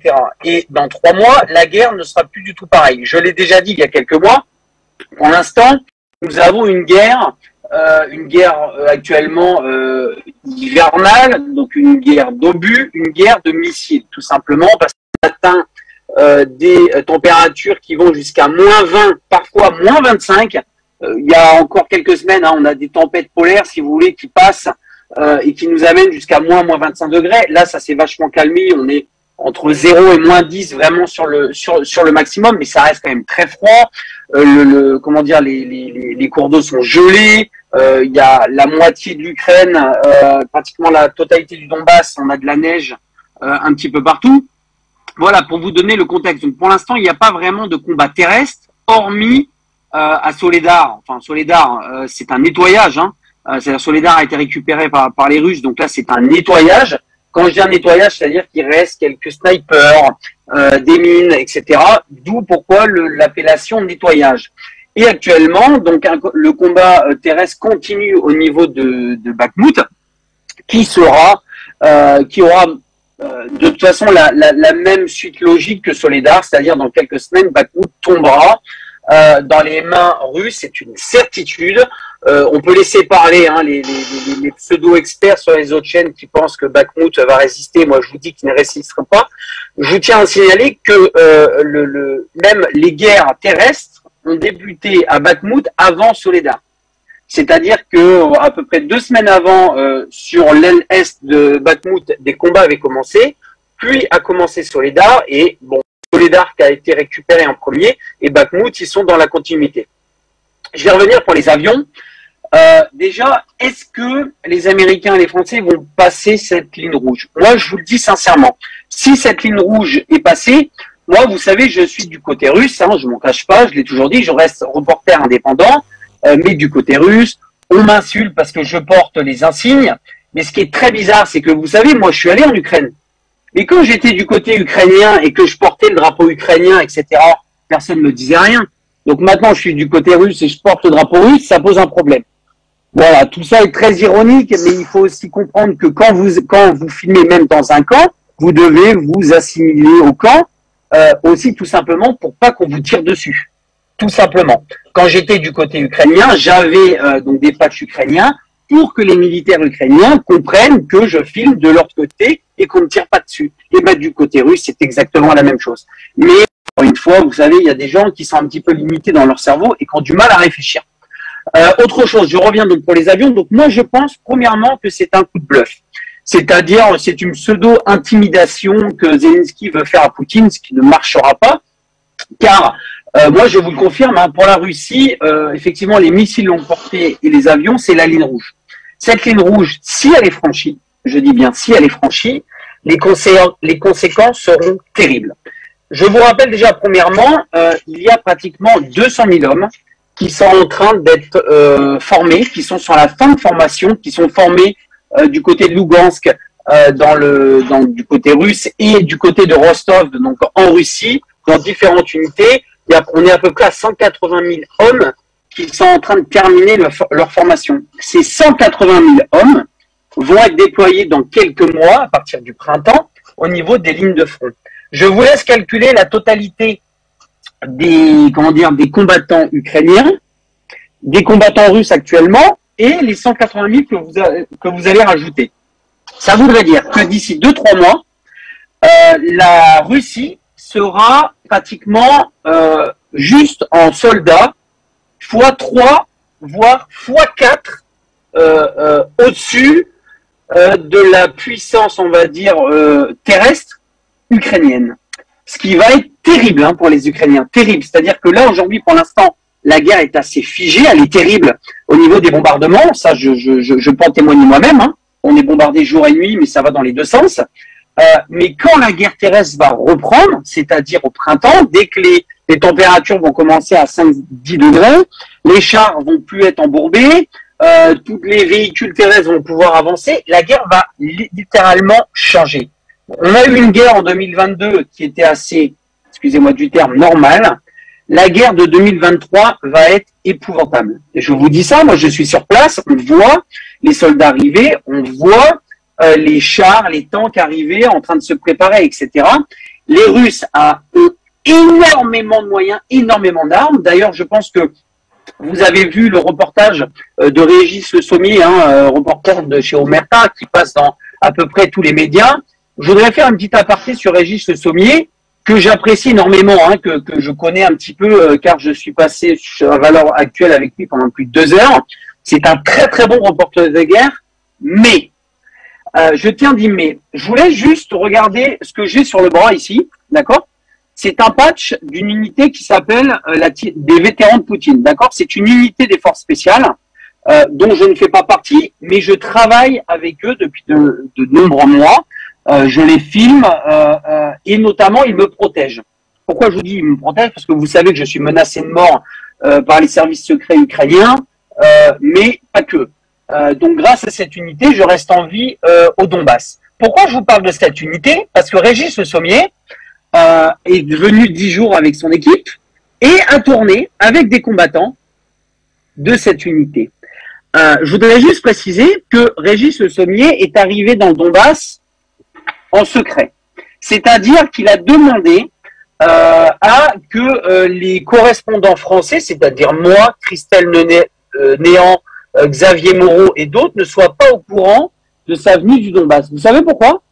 Parce que il n'a pas voulu s'assimiler à nous, tout simplement pour pas qu'on le traite de pro-russe, on va dire, et qu'il ait des problèmes en France.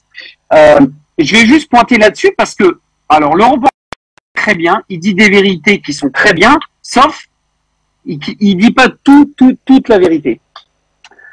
C'est-à-dire que il a demandé à ne pas apparaître et à ne pas nous rencontrer volontairement alors qu'il était dans le même camp. Et je voudrais juste préciser, et je pense que Régis Le Sommier le verra, c'est moi qui ai organisé à 80% sa mobilisation de ces 10 jours. Donc il n'est peut-être pas au courant, il va être au courant maintenant, parce que je suis dans l'unité avec les combattants avec qui il a tourné pendant 10 jours, donc peut-être qu'il va l'apprendre maintenant sur l'écran. Donc, je vous dis ça parce que j'envoie des messages, il ne me répond pas non plus, je voudrais juste régler un petit peu ça parce qu'il est sur tous les médias français. Ce qu'il fait, c'est très bien. Je ne remets pas en question son travail, parce que son travail est très bien, c'est un très grand reporter de guerre, je ne remets absolument pas en question. Par contre, je remets en question indirectement la valeur, surtout quand il est venu dans le Donbass. C'est-à-dire qu'il a montré certaines choses, mais il n'a pas tout montré. C'est-à-dire que Régis Le Sommier est venu 10 jours dans le Donbass, il a montré la ligne de front. Pourquoi il n'a pas montré ce qui se passe dans le Donbass à Donetsk? Ceux qui me suivent, ils savent ce qui se passe à Donetsk, c'est-à-dire tous les 2 jours, nous recevons des bombes des bombes de françaises ou américaines. Et Régis Le Sommier s'est permis d'affirmer devant les télés françaises que, apparemment, où il n'était, il ne recevait pas ni d'obus, ni de missiles occidentaux ni américains. Ça fait 6 mois que j'expertise les armes dans le Donbass. 75% des armes qui sont utilisées par l'armée ukrainienne dans le Donbass sont des armes américaines et françaises. Donc Régis Le Sommier qui dit qu'il n'a vu aucun obus français, aucun obus américain, excusez-moi, c'est un mensonge pur, qui est logique. Hein. C'est-à-dire qu'il a volontairement menti sur ça pour tout simplement ne pas s'attirer la foudre des médias français et des médias occidentaux, parce que tout simplement, sinon, il n'aurait pas été invité chez BFM, chez CNews, etc., etc. Je sais qu'il va démentir ce que je suis en train de dire, sauf que Régis Le Sommier, je travaille avec l'unité dont vous avez été et dont vous avez filmé pendant 10 jours. C'est moi qui ai organisé votre sécurité pendant 70% de votre séjour. Sauf que vous n'étiez pas au courant. Donc maintenant, voilà, je remets un petit peu les choses en place.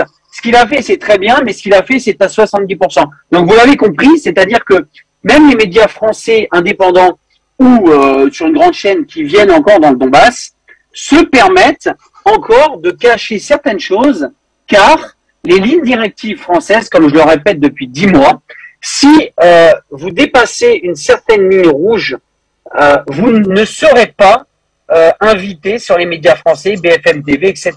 Et cette ligne rouge, je vais vous l'expliquer, ce sont les fameuses preuves des bombes françaises qui sont utilisées sur des civils. Je vais vous donner un exemple très simple et je vais refermer la parenthèse sur Régis Le Sommier.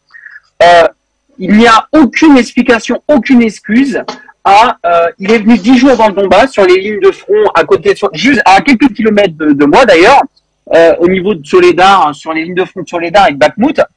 C'est à peu près à 1h40, 1h45 de Donetsk. Il est forcément passé par le Lugansk ou par Donetsk, on va dire, pour rentrer, si vous voulez, dans cette partie-là. Pourquoi n'a-t-il pas montré les dégâts que les bombes ukrainiennes font sur les civils tous les jours? Je me pose énormément la question. Parce que vous ne pouvez pas venir dans le Donbass et ne pas voir de bombes américaines et françaises. Ça, c'est la première chose. Et deuxième chose, vous ne pouvez pas venir en tant que journaliste dans le Donbass et ne pas voir et ne pas être au courant qu'il y a des bombardements tous les jours, toutes les nuits, sur des civils, et qu'il y a tous les jours et toutes les nuits des civils qui meurent. Je vous laisse regarder ce qu'il a filmé. Il n'y a pas une seule image sur un civil mort. Je parle au niveau du Donbass, du Donetsk, etc.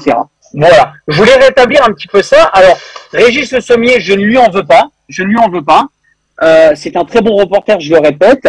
Régis Le Sommier, si effectivement tu étais obligé, excuse-moi, je vais te tutoyer, si tu étais obligé de faire ça pour pouvoir passer 70% de ton reportage et être invité chez BFM TV, je comprends, mais j'espère qu'un jour, tu diras la vérité, c'est-à-dire que tu diras que tu n'as pas pu filmer certaines choses et que tu n'as pas parlé de certaines choses parce que tu savais que sinon tes images n'allaient pas être diffusées en France. Voilà, je referme la parenthèse. Je n'ai aucun problème avec Régis Le Sommier, je le répète, c'est un très bon journaliste, mais voilà, je remets un petit peu les points sur les i. J'espère qu'il comprendra ma démarche, je pense qu'il dira que ce que je dis est faux, mais bon, je m'y attends. Moi, vous savez, j'ai plus rien à prouver, ça fait 8 mois que je suis ici. Je diffuse des vidéos pratiquement tous les jours sur mon canal Telegram, brut, c'est-à-dire qu'il n'y a aucun montage, rien du tout. Donc on peut pas me croire, regardez mes images. Mes images, moi, c'est pas des faux cadavres. Hein. Les enfants qui sont morts sur les bords de route à Donetsk, c'est pas un comédien de 6 ans avec une flaque de sang, une fausse flaque de sang avec du ketchup. Hein. D'accord. Juste pour préciser. D'accord, Adrien Bocquet. Alors, voilà. au moment où vous refermez cette parenthèse, donc. Oui, j'ai fini la. Je reviens vers vous tout à l'heure pour la suite. J'aimerais justement, avant qu'on ne puisse retourner vers le professeur François Dengue, parce que tout à l'heure, on écoutait son explication avant que la connexion ne bug. Professeur, j'aimerais tout à l'heure vous expliquer, parlant de cette livraison de chars de guerre à l'Ukraine, pour que nos téléspectateurs comprennent mieux ou davantage, vous expliquer la pertinence de l'expression écran de fumée. Oui, merci. J'espère que la communication passe bien.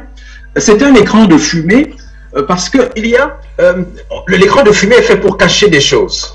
L'écran de fumée tente ici de cacher la défaite de l'OTAN. Et vous voyez qu'il y a la gradation. Il y a la gradation et le peuple d'Ukraine, que je plains énormément, est sacrifié. Et cela ne pourra rien changer. Je ne suis pas un spécialiste militaire. Monsieur Bocquet connaît ces choses beaucoup mieux que moi, mais moi je regarde la chose d'un point de vue de la géopolitique et des décisions de et des décideurs politiques. Et nous sommes ici, l'Allemagne. Cet épisode montre encore une fois que l'Allemagne est vraiment devenue le vassal des États-Unis. L'Allemagne n'est pas indépendante depuis la fin de la guerre. Les troupes militaires américaines sont en Allemagne et l'Allemagne ne peut pas prendre la décision. Il est très probable que si cette décision ne revenait qu'à l'Allemagne, l'Allemagne n'aurait pas livré les léopards. Mais la pression américaine est telle que l'Allemagne est soumise. En fait, l'Europe est soumise. Et c'est ironique, je parlais à un ami néerlandais l'autre jour, je lui disais que, à la limite, on peut voir cette guerre comme une guerre de décolonisation de l'Europe. Le président Poutine, les historiens, on verra dans 50 ans ce que les historiens diront. Parce que l'Europe est aujourd'hui une colonie allemande. C'est pas parce que l'Angleterre fait de l'esbrouf. L'Angleterre, si les États-Unis se retirent, l'Angleterre va entrer sous la jupe. Regardez ce qui s'était passé en Syrie. François Hollande disait, Bachar Assad a traversé la ligne rouge, on va y aller, on va y aller. Le jour où Obama a dit, je n'y vais pas, il est retombé, il s'est assis, il n'a rien fait. Donc les pays européens ont eu l'occasion à la fin de la guerre avec ce qui s'appelait la communauté européenne de la défense. Si les Européens qui ont des moyens, ce ne sont pas des petits, qui ont eu des industries, qui ont une population qui est peut-être 4 fois plus importante que la population russe, s'ils étaient des hommes souverains, si on avait une Europe souveraine aujourd'hui, peut-être même que la Russie n'aurait pas attaqué, la Fédération de Russie n'aurait pas attaqué comme elle l'a fait. Mais les Européens sont dans la situation des Africains par rapport par rapport aux États-Unis. C'est les États-Unis qui donnent le là et le reste suit. L'écran de fumée veut dire que les États-Unis eux-mêmes ne peuvent pas venir sur le terrain pour affronter la Russie. Aucune force, à ma connaissance aujourd'hui, ne peut stopper la victoire de la Russie. C'est pour ça que chaque fois ils sont en train de dire, oh, la Russie est en train de perdre, l'Ukraine gagne. Mais comment l'Ukraine peut gagner et la Russie est déjà sur votre territoire? Mais c'est un non-sens. C'est-à-dire que c'est des gens qui prennent leur parole pour la vérité, parce qu'ils ont déclaré que la Russie a perdu, elle a perdu. Et comme sur le terrain, et ça rejoint le premier sujet tout à l'heure, la liberté d'expression n'existe plus, les gens sont embobinés. Les Européens, aujourd'hui, je plains énormément le sort des Européens. Parce que le projet, moi j'ai toujours soutenu le projet de l'Union européenne. Parce que je croyais que c'était un projet de civilisation. Et c'était un projet de paix. Mais aujourd'hui, c'est le projet le plus meurtrier, le plus va en guerre. Regardez les Verts allemands. Les Verts allemands, la philosophie de base de la politique des Verts, c'était la paix. Mais aujourd'hui, c'est ceux qui sont le plus en guerre, qui sont le plus en guerre. Et je vais terminer en disant ceci. Nous devons regarder les choses, surtout nous, Africains. J'ai dit que nous devons organiser notre défense, mais nous devons dire aux Américains et aux Anglais la vérité. Et nous avons ici, avec Madame Samantha, qui est mauricienne, et vous savez le problème de Chagos. Vraiment, je voudrais que les Africains soient informés. Parce que Chagos, en 1966, Chagos est à des milliers de kilomètres de l'Allemagne, de l'Angleterre et des États-Unis d'Amérique. C'est un territoire mauricien. Que les Anglais et les Américains se sont entendus non seulement pour envahir, mais pour commettre le crime de population cleansing. C'est-à-dire, on parle de nettoyage ethnique, mais là, il y a eu le nettoyage de la population. C'est-à-dire que dès 1966, jusqu'au début des années 70, on a enlevé toute la population. Les mamans, moi j'ai rencontré dans les années 80 à Londres, des expulsés. On a chassé les gens de leur territoire pour que l'Angleterre loue Diego Garcia, qui est la plus grande île aux États-Unis, et afin que les États-Unis y installent une base militaire. Je vous dis, depuis 1966 jusqu'à aujourd'hui, on reproche à Poutine d'entrer en Ukraine. Mais les Anglais et les Américains sont sur le territoire africain de Maurice depuis 1966 par la force. Alors les Mauriciens ne se sont pas laissés faire. Et permettez-moi 2 secondes que j'explique le combat des Mauriciens qui n'est pas suffisamment répercuté dans les médias et dans l'opinion africaine. Les Mauriciens, soutenus par les Africains, sont allés à l'ONU. Et je vous dis que c'est une histoire qui date depuis 1966, depuis le 66, ça fait plus de 50 ans. L'occupation militaire par la force. Et par la force, même Hitler n'avait pas fait cela. Hitler, on parle de nettoyage ethnique, mais le terme de nettoyage de population, les États-Unis et les Anglais sont les seuls qui l'ont fait et qui continuent de le faire jusqu'à aujourd'hui. Alors, en 2017, à l'ONU,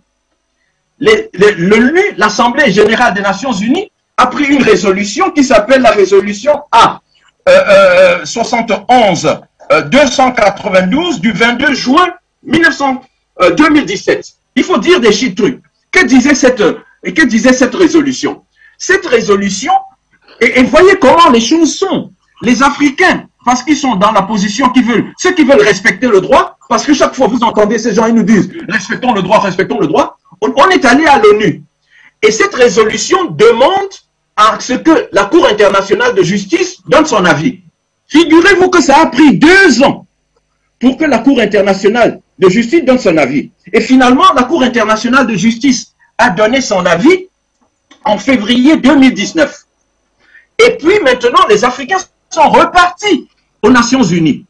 Il y a eu une assemblée générale le 22 mai 2019.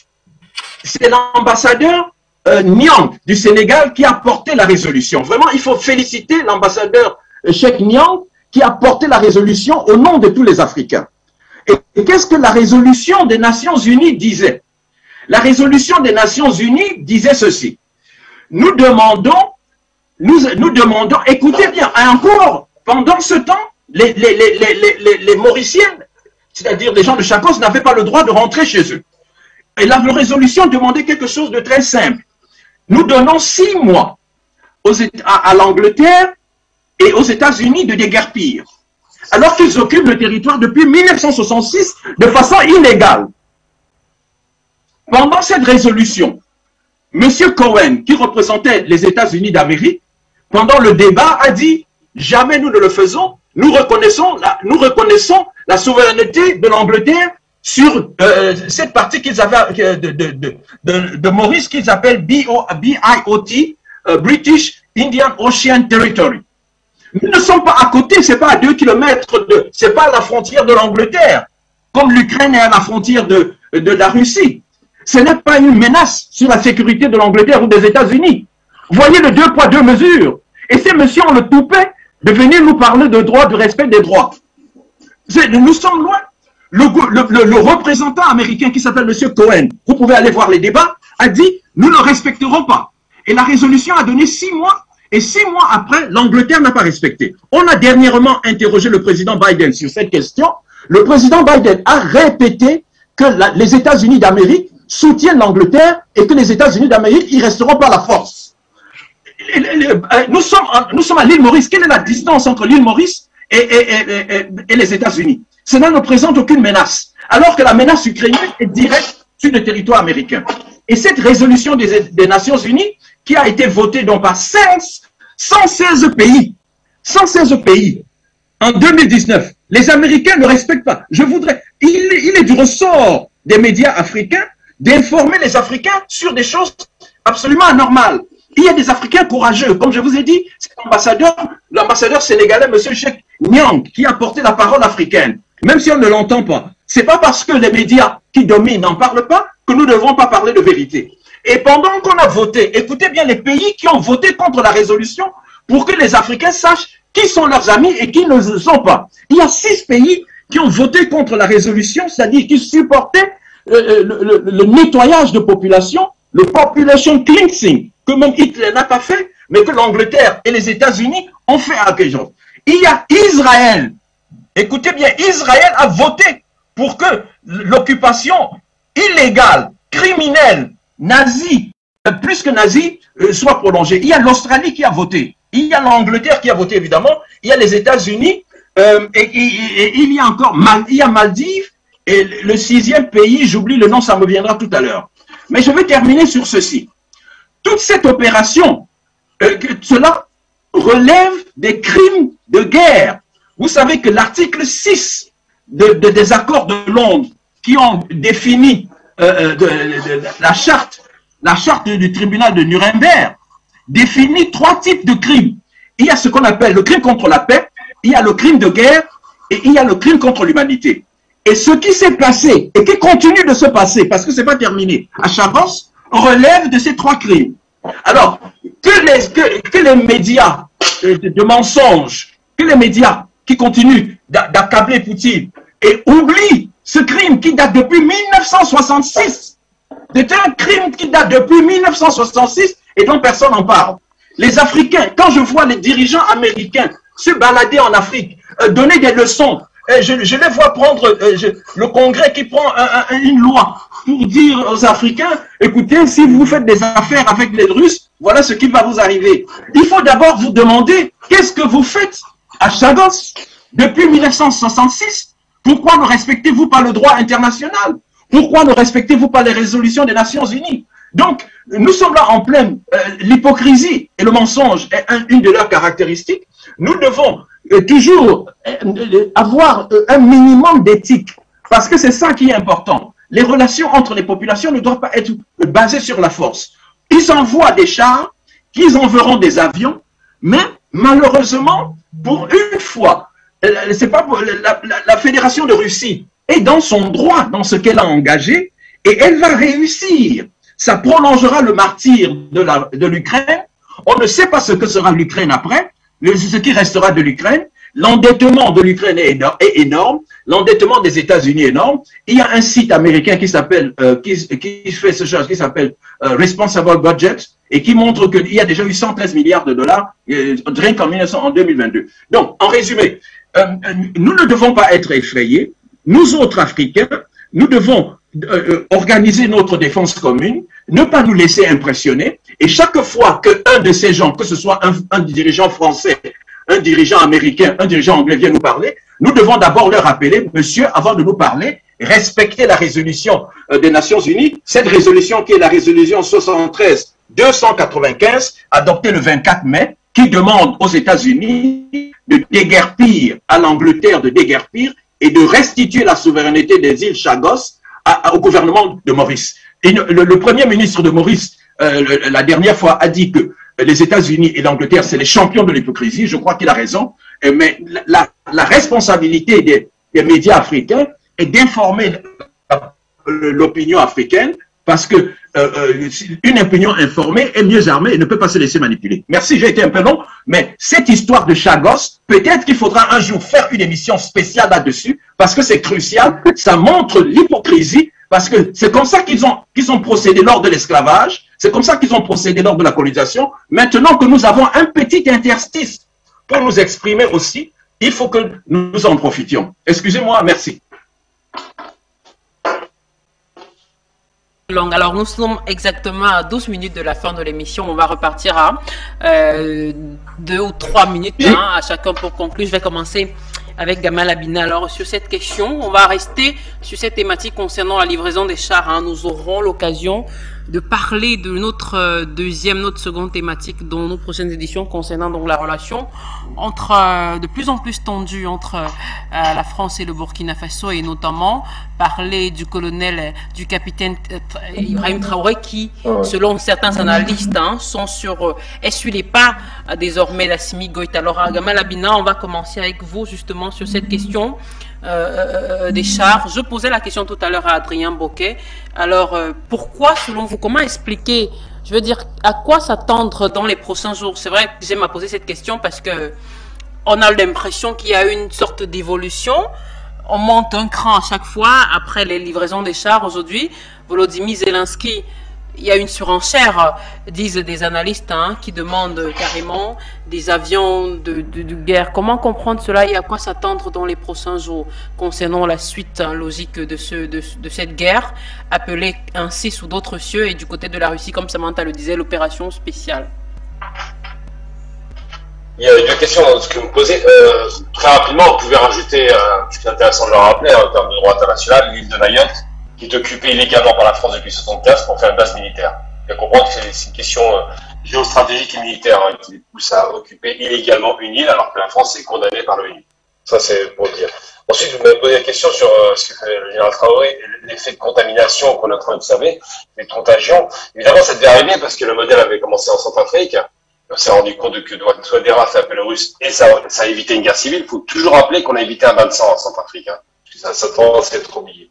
Ensuite, c'était le cas au Mali, effectivement, après 8 ans de présence française inutile. Eh bien, en 6 mois, la question a été réglée par la coopération russe. Je parle bien de coopération. Nous avons le conseil militaire, donne du matériel, et ce sont les Maliens qui font le travail. Il faut jamais oublier que le Mali est capable de se défendre, tout comme aujourd'hui, le retour d'un militaire effectivement aux commandes, à l'image de l'extraordinaire Thomas Sankara. Ils ont décidé de faire des révolutions. Alors, la révolution est un problème, c'est mal perçu, et donc l'Occident voit très très mal cette poussée montée en puissance de révolutionnaires qui sont soutenus effectivement par la Russie, c'est la vérité, et c'est indiscutable. Maintenant, vous m'avez posé des questions sur la question de l'envoi de matériel, ça a été évoqué tout à l'heure, par Adrien. Effectivement, les Ukrainiens ne savent piloter que les MiG. MiG 29, MiG 30, 31, c'est ça leur qualité, et les MiG n'ont absolument pas les mêmes données. En termes de navigabilité, c'est pas la même technologie, mais vraiment pas du tout la même chose que ce que sont les avions occidentaux style F-16 ou encore les avions Rafale français, qui sont des avions très difficiles à piloter. C'est pas 3 mois, il était gentil de dire 3 mois, il faut au minimum 6 mois à 1 an de formation, et après il faut la formation aérienne, c'est-à-dire qu'il faut entraîner les gens sur le terrain, c'est très compliqué, donc ça ne se fait pas très facilement, et pour avoir de bons pilotes, c'est pas 1 an, c'est plus long que ça. Donc dans tous les cas de figure, le rapport de force que vous voudrez installer en Ukraine aujourd'hui est un rapport de force évidemment déséquilibré, on le sait. L'offensive russe a commencé, c'est victoire sur victoire, on l'observe, même si les Occidentaux ne veulent pas le dire. Et malheureusement, il va falloir un jour négocier avec la Russie, c'est évident. On ne fait pas la paix avec ses amis, c'est un concept un peu stupide, on fait la paix avec ses ennemis. Et pour obtenir une paix avec la Russie, il faut d'abord accepter l'idée selon laquelle la Russie a pris l'Est de l'Ukraine, elle ne la rendra pas, c'est évident qu'elle ne la rendra pas. Et la Russie a pris évidemment les ports, après Odessa, la Crimée, bref. En substance, l'Ukraine sera un État enclavé en Europe, enfin en Europe orientale. Rappelons quand même que c'est pas l'Europe occidentale et que c'est des questions qui en réalité ne les regardaient pas. Donc simplement pour dire que dans les faits, effectivement, quel que soit l'apport militaire très marginal et très timide, oubliez quand même l'Allemagne propose la moitié de ses chars, elle n'a que 200 chars léopards. J'aime bien les noms d'animaux d'ailleurs, les Allemands. Avant c'était les Panzers, c'était des tigres, maintenant c'est des léopards. Mais on envoie des chars léopards, c'est juste pour la char à canon, ça va pas plus loin que ça. les états-majors savent parfaitement, je parle des militaires occidentaux et non pas les propagandistes de médias, savent parfaitement que la guerre est ingagnable, savent parfaitement qu'il va y avoir un bain de sang, c'est annoncé, c'est évident, et savent parfaitement que les Russes ont pris le temps de former leurs militaires pour pouvoir aller sur le théâtre de l'opération, et qu'il y aura une boucherie, ça va être une véritable boucherie. Mais je ne crois pas à un tournant décisif de la guerre, je crois qu'effectivement, ça va être la continuité de la guerre, et qu'effectivement, quel que soit le matériel apporté aux Ukrainiens, c'est juste de pis-aller pour ne pas qu'il s'effondre tout de suite. Donc oui, effectivement, il y a un redéploiement des cartes dans le monde. La guerre froide est de retour, malheureusement, il faut le déplorer, hein, c'est comme ça. Il y a un retour de la guerre froide, et le théâtre d'opération africain est un théâtre qui intéresse le monde entier. Il faut s'en rendre compte, il faut voir Madame Janet Yellen qui va en Afrique du Sud pour convaincre les Sud-Africains que les Ukrainiens, que les Russes sont les méchants. Ensuite, on a des ministres des Affaires étrangères qui se succèdent alors que les Russes y étaient déjà allés. L'Afrique devient un théâtre d'opération important parce que d'abord, géopolitiquement, c'est important de récupérer des territoires favorables aux Russes en l'occurrence, ou aux Occidentaux, ce qui va être difficile. Puis surtout, l'Afrique, c'est quand même c'est vraiment la tarte où il y a le plus d'argent à prendre, il y a plus de richesses, il y a plus de moyens, plus de développement possible, plus de partenariats. Donc c'est vrai que il est difficile de croire dans cette hypocrisie. Et j'ai envie de dire simplement, c'est qu'aujourd'hui, le camp occidental est parti perdant. Ils ont tenté d'isoler la Russie, 80% du reste du monde a dit non. Même des pays qui leur étaient favorables comme l'Inde ont dit non. Donc la question aujourd'hui africaine, c'est une question dans cette région-là, dans le Sahel, qui a démontré que les Occidentaux n'ont pas fait le travail pour ramener la paix, parce que ça les intéresse pas vraiment. Ils se contentent très bien de conflits de basse intensité, et que les Orientaux, je parle des Russes, des Chinois, des Turcs, des Iraniens, enfin il y a beaucoup de monde qui intervient dedans, eux se sont positionnés de façon beaucoup plus frontale, beaucoup plus radicale, pour garantir une paix, parce qu'on n'a pas d'économie, on ne peut pas développer un pays si on n'a pas la paix, si on n'a pas la paix civique, si on n'a pas la sécurité. Et là, effectivement, face à une hypocrisie occidentale qui a toujours aimé voir l'Afrique s'effondrer dans les guerres civiles, eh bien, le clan le nouveau clan reconstitué, je dirais, de l'Est, est en train de pousser son avantage et le fait avec une manière assez efficace. On voit bien au Mali et d'autres pays, on voit bien aussi par rapport au Burkina et sans doute peut-être le Niger, ça peut être arrivé, ou la Côte d'Ivoire, tout est possible. On peut peut-être emboîter le pas à ces mouvements qui se rendent bien compte que les mouvements djihadistes qui évoluaient pendant très longtemps là-bas sans le moindre problème sont en train d'être éradiqués. Je parle bien d'éradication par le concours des forces militaires nationales avec l'appui des coopérants russes. Donc c'est ça qui se passe aujourd'hui. Et quels que soient les simagrées, les singeries qu'on observe, je parle bien de singeries aussi, par rapport au faux soutien apporté à l'Ukraine par l'Occident, qui sont en train de se demander si on doit trop dépenser ou pas trop dépenser. Simplement, il faut se rendre compte que la guerre arrive bientôt à son tournant et qu'effectivement, on va en finir une fois pour toutes avec ce bain de sang inutile. Toutes vos explications. Samantha, alors très rapidement, sur cette livraison de chars, hein, puisqu'on sort par ce sujet, qu'est-ce que vous en dites? D'abord, je vais juste rebondir sur le dossier des Chagos, puisque juste pour préciser qu'actuellement il y a des négociations entre Londres et Maurice justement pour la rétrocession de l'archipel des Chagos à Maurice. Donc de négociations. Oui, sur la question, enfin, qui est intéressante maintenant à se poser, c'est quelles sont les perspectives finalement de médiation, de négociation pour mettre fin à ce conflit, dans l'intérêt à la fois de l'Ukraine et de la Russie. Aujourd'hui, il y a très peu de voix de médiation crédibles, mis à part la Turquie. Tout à l'heure, Gamal il faisait allusion à la Turquie parce qu'elle est membre de l'OTAN, elle se distingue des pays européens, elle entretient de très bonnes relations avec Moscou, mais aussi, je pense, Kiev. Et c'est vrai que ce qui est à déplorer quand même, c'est aujourd'hui le manque d'initiative, l'absence d'initiative de la part des alliés de Kiev, de l'OTAN, concernant justement les voies diplomatiques pour résoudre le conflit aujourd'hui, dans l'intérêt, je le dis encore, de l'Ukraine et de la Russie. Et c'est vrai que on se souvient que dans la conférence de l'Europe, de toute façon, on voit mal aujourd'hui Vladimir Poutine négocier avec les Européens. On se souvient qu'en 2008, quand même, il avait participé, Vladimir Poutine, à un sommet de l'OTAN en 2008. Je ne sais pas si vous vous souvenez de ce sommet. Il avait donc accepté de dialoguer avec l'OTAN, qui représentait déjà une menace pour la Russie. Ouais. Et lors de ce sommet, il avait opposé son veto à cette proposition d'adhésion de la Géorgie, de l'Ukraine à l'OTAN. L'Alliance avait renoncé à cette adhésion sans jamais l'exclure. Ensuite, il y a eu les accords de Minsk en 2015. La Russie a accepté de signer cet accord. Vous vous souvenez, hein, un accord qui était signé en grande pompe. Cet accord ne prévoyait évidemment que Kiev respecte l'application de ces accords. Ce qui n'a jamais été le cas, et ce n'est pas moi qui le dis, Angela Merkel qui a répondu à une interview à Die Zeit l'a affirmé. Déjà, elle a dit regretter à l'époque la proposition d'adhésion de la Géorgie et de l'Ukraine à l'OTAN, et elle l'a affirmé elle-même. Kiev n'a jamais eu finalement l'intention de respecter les accords de Minsk, et ces accords de Minsk, tel qu'il le dit, ont servi à Kiev à se préparer justement à cette guerre qui se livre actuellement sur son territoire.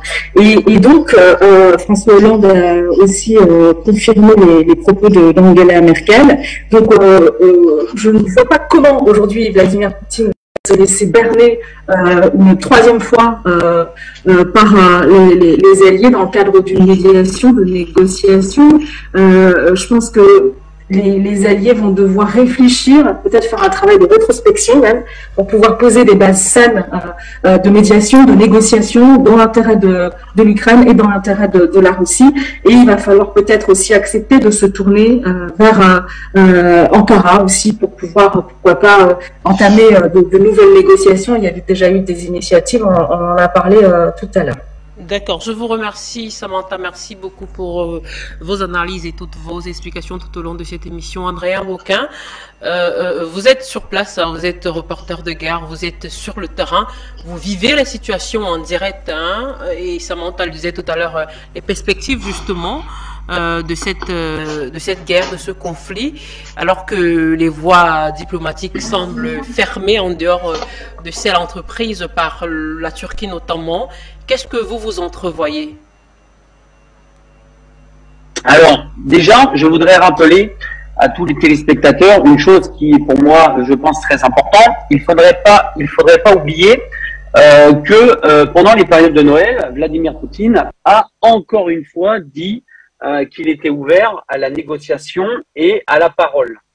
La réponse de Zelensky a été: il n'y aura aucune discussion possible. Ce sont ces mots, hein, la seule possibilité est une victoire par la guerre. Ce sont les mots de Zelensky.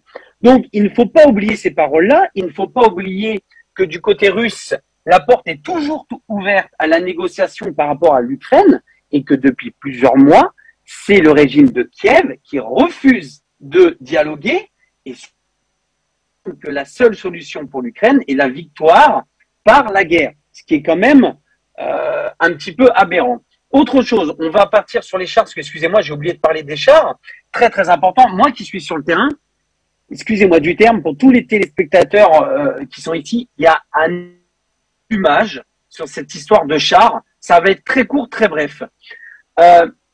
Super, l'Allemagne envoie des super chars, etc. Mais est-ce que vous savez le nombre de chars qui est brûlé sur la ligne de front du côté ukrainien? Ben, c'est très simple. Vous avez plus de chars ukrainiens éliminés que de chars qui viennent les remplacer. Donc encore une fois, l'Occident fait un énorme enfumage sur ces chars Léopard. Très bien, que ce soit des chars Léopard ou des chars Leclerc, ça ne changera rien, rien du tout, parce qu'il faut bien préciser que l'Ukraine perd plus de chars qu'elle n'en reçoit. Donc ces chars serviront à remplacer les chars qui sont brûlés tous les jours, explosés tous les jours sur la ligne de front du Donbass. Et ça, comme par hasard, personne n'en parle. C'est pour ça que je m'adresse aux téléspectateurs africains de faire très attention aux médias qui sont en train de valoriser ces superbes chars Léopard qui arrivent. Mais ce qu'ils oublient de vous dire, c'est qu'en fait, il y a plus de pertes de chars que de chars qui ne sont remplacés. Donc, si vous voulez, plus le temps passe, plus le nombre de chars ukrainiens diminue. Qu'ils soient remplacés par des chars soviétiques, des chars français, par des chars allemands, ça ne changera rien. Le nombre est en train de diminuer et le nombre de remplacements n'est pas assez suffisant. Donc, il faut bien faire comprendre aux téléspectateurs que cette histoire de char est juste une histoire d'enfumage extraordinaire. C'est-à-dire que les Allemands envoient 30, 40 ou 100 chars, ne changera rien par rapport aux pertes considérables que les Ukrainiens, en fait, perdent chaque jour au niveau de la ligne de front. C'est-à-dire que même si la France et l'Allemagne donnent des chars, et même les Américains, ils n'arriveront jamais à combler cette perte qui est journalier, qui est journalier au niveau des chars, que ça soit chars, VAB, donc en gros tout ce qui est véhicule blindé, vous en avez entre 5 et 10 qui sont détruits par jour. 5 et 10 par jour. Je parle bien de véhicules blindés tout confondu, attention. Donc, que vous en envoyez, c'est bien, j'ai pas le nombre exact, je sais plus combien ils en ont envoyé au niveau de l'Allemagne, mais faites le calcul sur le nombre qui est détruit complètement dérisoire. Donc, vous l'avez compris, d'ici quelques mois, ces chars léopards n'existeront plus, ou ils n'existeront plus, ou seront cachés pour dire, regardez, on a toujours les chars allemands. Mais effectivement, quand vous avez un représentant du député de la Douma qui dit, mais envoyez les chars allemands, on va les brûler, mais c'est une réalité. Moi, je suis sur la ligne de feu. Les chars ukrainiens sont brûlés tous les jours. Tous les jours. Donc, comment vous dire, c'est une sorte de manipulation, si vous voulez, médiatique, etc., etc. On en revient aux avions de chasse. Effectivement, c'est un minimum de 6 mois. Et encore, même au bout de 6 mois, comme il a dit, c'est l'aspect technique. Après, il y a l'aspect vol. C'est-à-dire, c'est bien de savoir piloter un avion, mais après, il faut savoir tirer des missiles avec, il faut savoir combattre avec l'avion avec. Donc, effectivement, on parle de 6 mois à 1 an, mais la guerre sera à quel niveau dans 6 mois à 1 an? Donc, encore une fois, c'est un enfumage. Par contre, effectivement, je vais terminer sur ça, les missiles longue portée balistiques, là, par contre, ça peut être très grave. Si des missiles longue portée balistiques sont livrés, là, la ligne rouge sera dépassée. Par contre, je vous le garantis, vous savez que la Russie possède des bombes, ce qu'on appelle des bombes mégatonnes. Je vais m'expliquer très court. Des bombes mégatonnes, c'est des bombes qui sont capables de raser entre 5 à 15 km². D'accord? Sans effet chimique, d'accord? Juste par le fait si vous voulez, de l'impact qui est tellement énorme, ce qu'on appelle des bombes mégatonnes, avec l'onde de choc, serait capable de raser un cercle, si vous voulez, de 5 km, et après, avec onde de choc, 10-15 km. Ces bombes-là n'ont toujours pas été. Si, je vous le garantis, si l'Ukraine possède des missiles longue portée, ce qui veut dire une capacité à taper des villes en Russie, je vous assure, et je vous confirme, que la Russie utilisera ces bombes mégatonnes qui raseront entre 5 à 15 km². Et là, on passera une nouvelle dimension de la guerre. Donc, la ligne rouge, c'est pas les avions. On est arrivé, on est pratiquement au terme de l'émission, Adrien. Merci beaucoup pour surtout ces précisions. D'ailleurs, professeur François Ndengue, j'aimerais bien avoir votre mot de fin en 20 secondes si c'est possible. En 20 secondes si c'est possible, professeur, parce qu'on va sortir de l'émission. En 20 secondes, si c'est possible, je vais m'efforcer. Ce que M. Bocquet vient de dire est capital. Absolument. Et ça montre que jusqu'ici, la Russie, la Fédération de Russie a eu de la retenue. Et c'est les autres qui sont en train de faire de l'escalade. N'oubliez pas que la Russie a attaqué avec environ 100 000 soldats. Je ne suis pas un spécialiste de la guerre, je ne suis pas un militaire, mais ça montrait que la Russie ne voulait pas de l'escalade. La Russie, et Samantha a rappelé tout à l'heure des choses importantes qu'il ne faut jamais oublier. C'est-à-dire qu'elle a parlé des accords de Minsk et de la mauvaise foi, aussi bien avouée de Mme Merkel que de l'autre. La Russie, jusqu'ici, est sur la retenue. Et si les autres vont à l'escalade, n'oubliez pas que c'est après l'attentat contre le pont d'Ukraine que la Russie a commencé à détruire les installations. Et ce n'est pas la destruction. La Russie a les moyens, je vous dis, la Russie a les moyens d'effacer l'Ukraine. Et si la Russie c'était les États-Unis, on n'en parlerait plus, parce que je connais la brutalité américaine. Les Américains auraient effacé l'Ukraine à ce jour, la Russie aujourd'hui a beaucoup de retenue. Et nous devons nous rendre compte de cela. Et mon mot de la fin, c'est de voir l'après. Parce qu'il doit y avoir un après. Et j'ai peur pour les Européens. Je n'ai pas le temps de développer. J'ai écrit un article il y a, je crois, 5 ans, pour dire que le principal obstacle pour la paix en Europe et dans le monde, c'est l'OTAN. Et je reviens sur le projet de la communauté européenne de la défense. Il est temps que les Européens deviennent souverains. Les Européens avaient lancé ce projet et ils avaient signé un traité le 22 mai 1952. Les Européens, ils ont les hommes, ils ont la technologie. Ce n'est pas des petits pays, ils ont l'industrie. Ils ont la capacité de produire, la capacité de monter une armée. Un second, professeur. Pourquoi laisse-les-y faire? Il faut que les Européens reviennent à leur autonomie de défense. Tant qu'il y aura l'OTAN, dans l'OTAN, il ne peut pas avoir 2 capitaines. Ils seront sous les ordres des États-Unis, et c'est la situation européenne d'aujourd'hui. L'Europe est colonisée, et dans une certaine mesure, ce qui se passe en Ukraine, c'est un début de guerre de décolonisation de l'Europe. Alors, est-ce qu'elle sera définitivement décolonisée? Je ne peux pas le dire.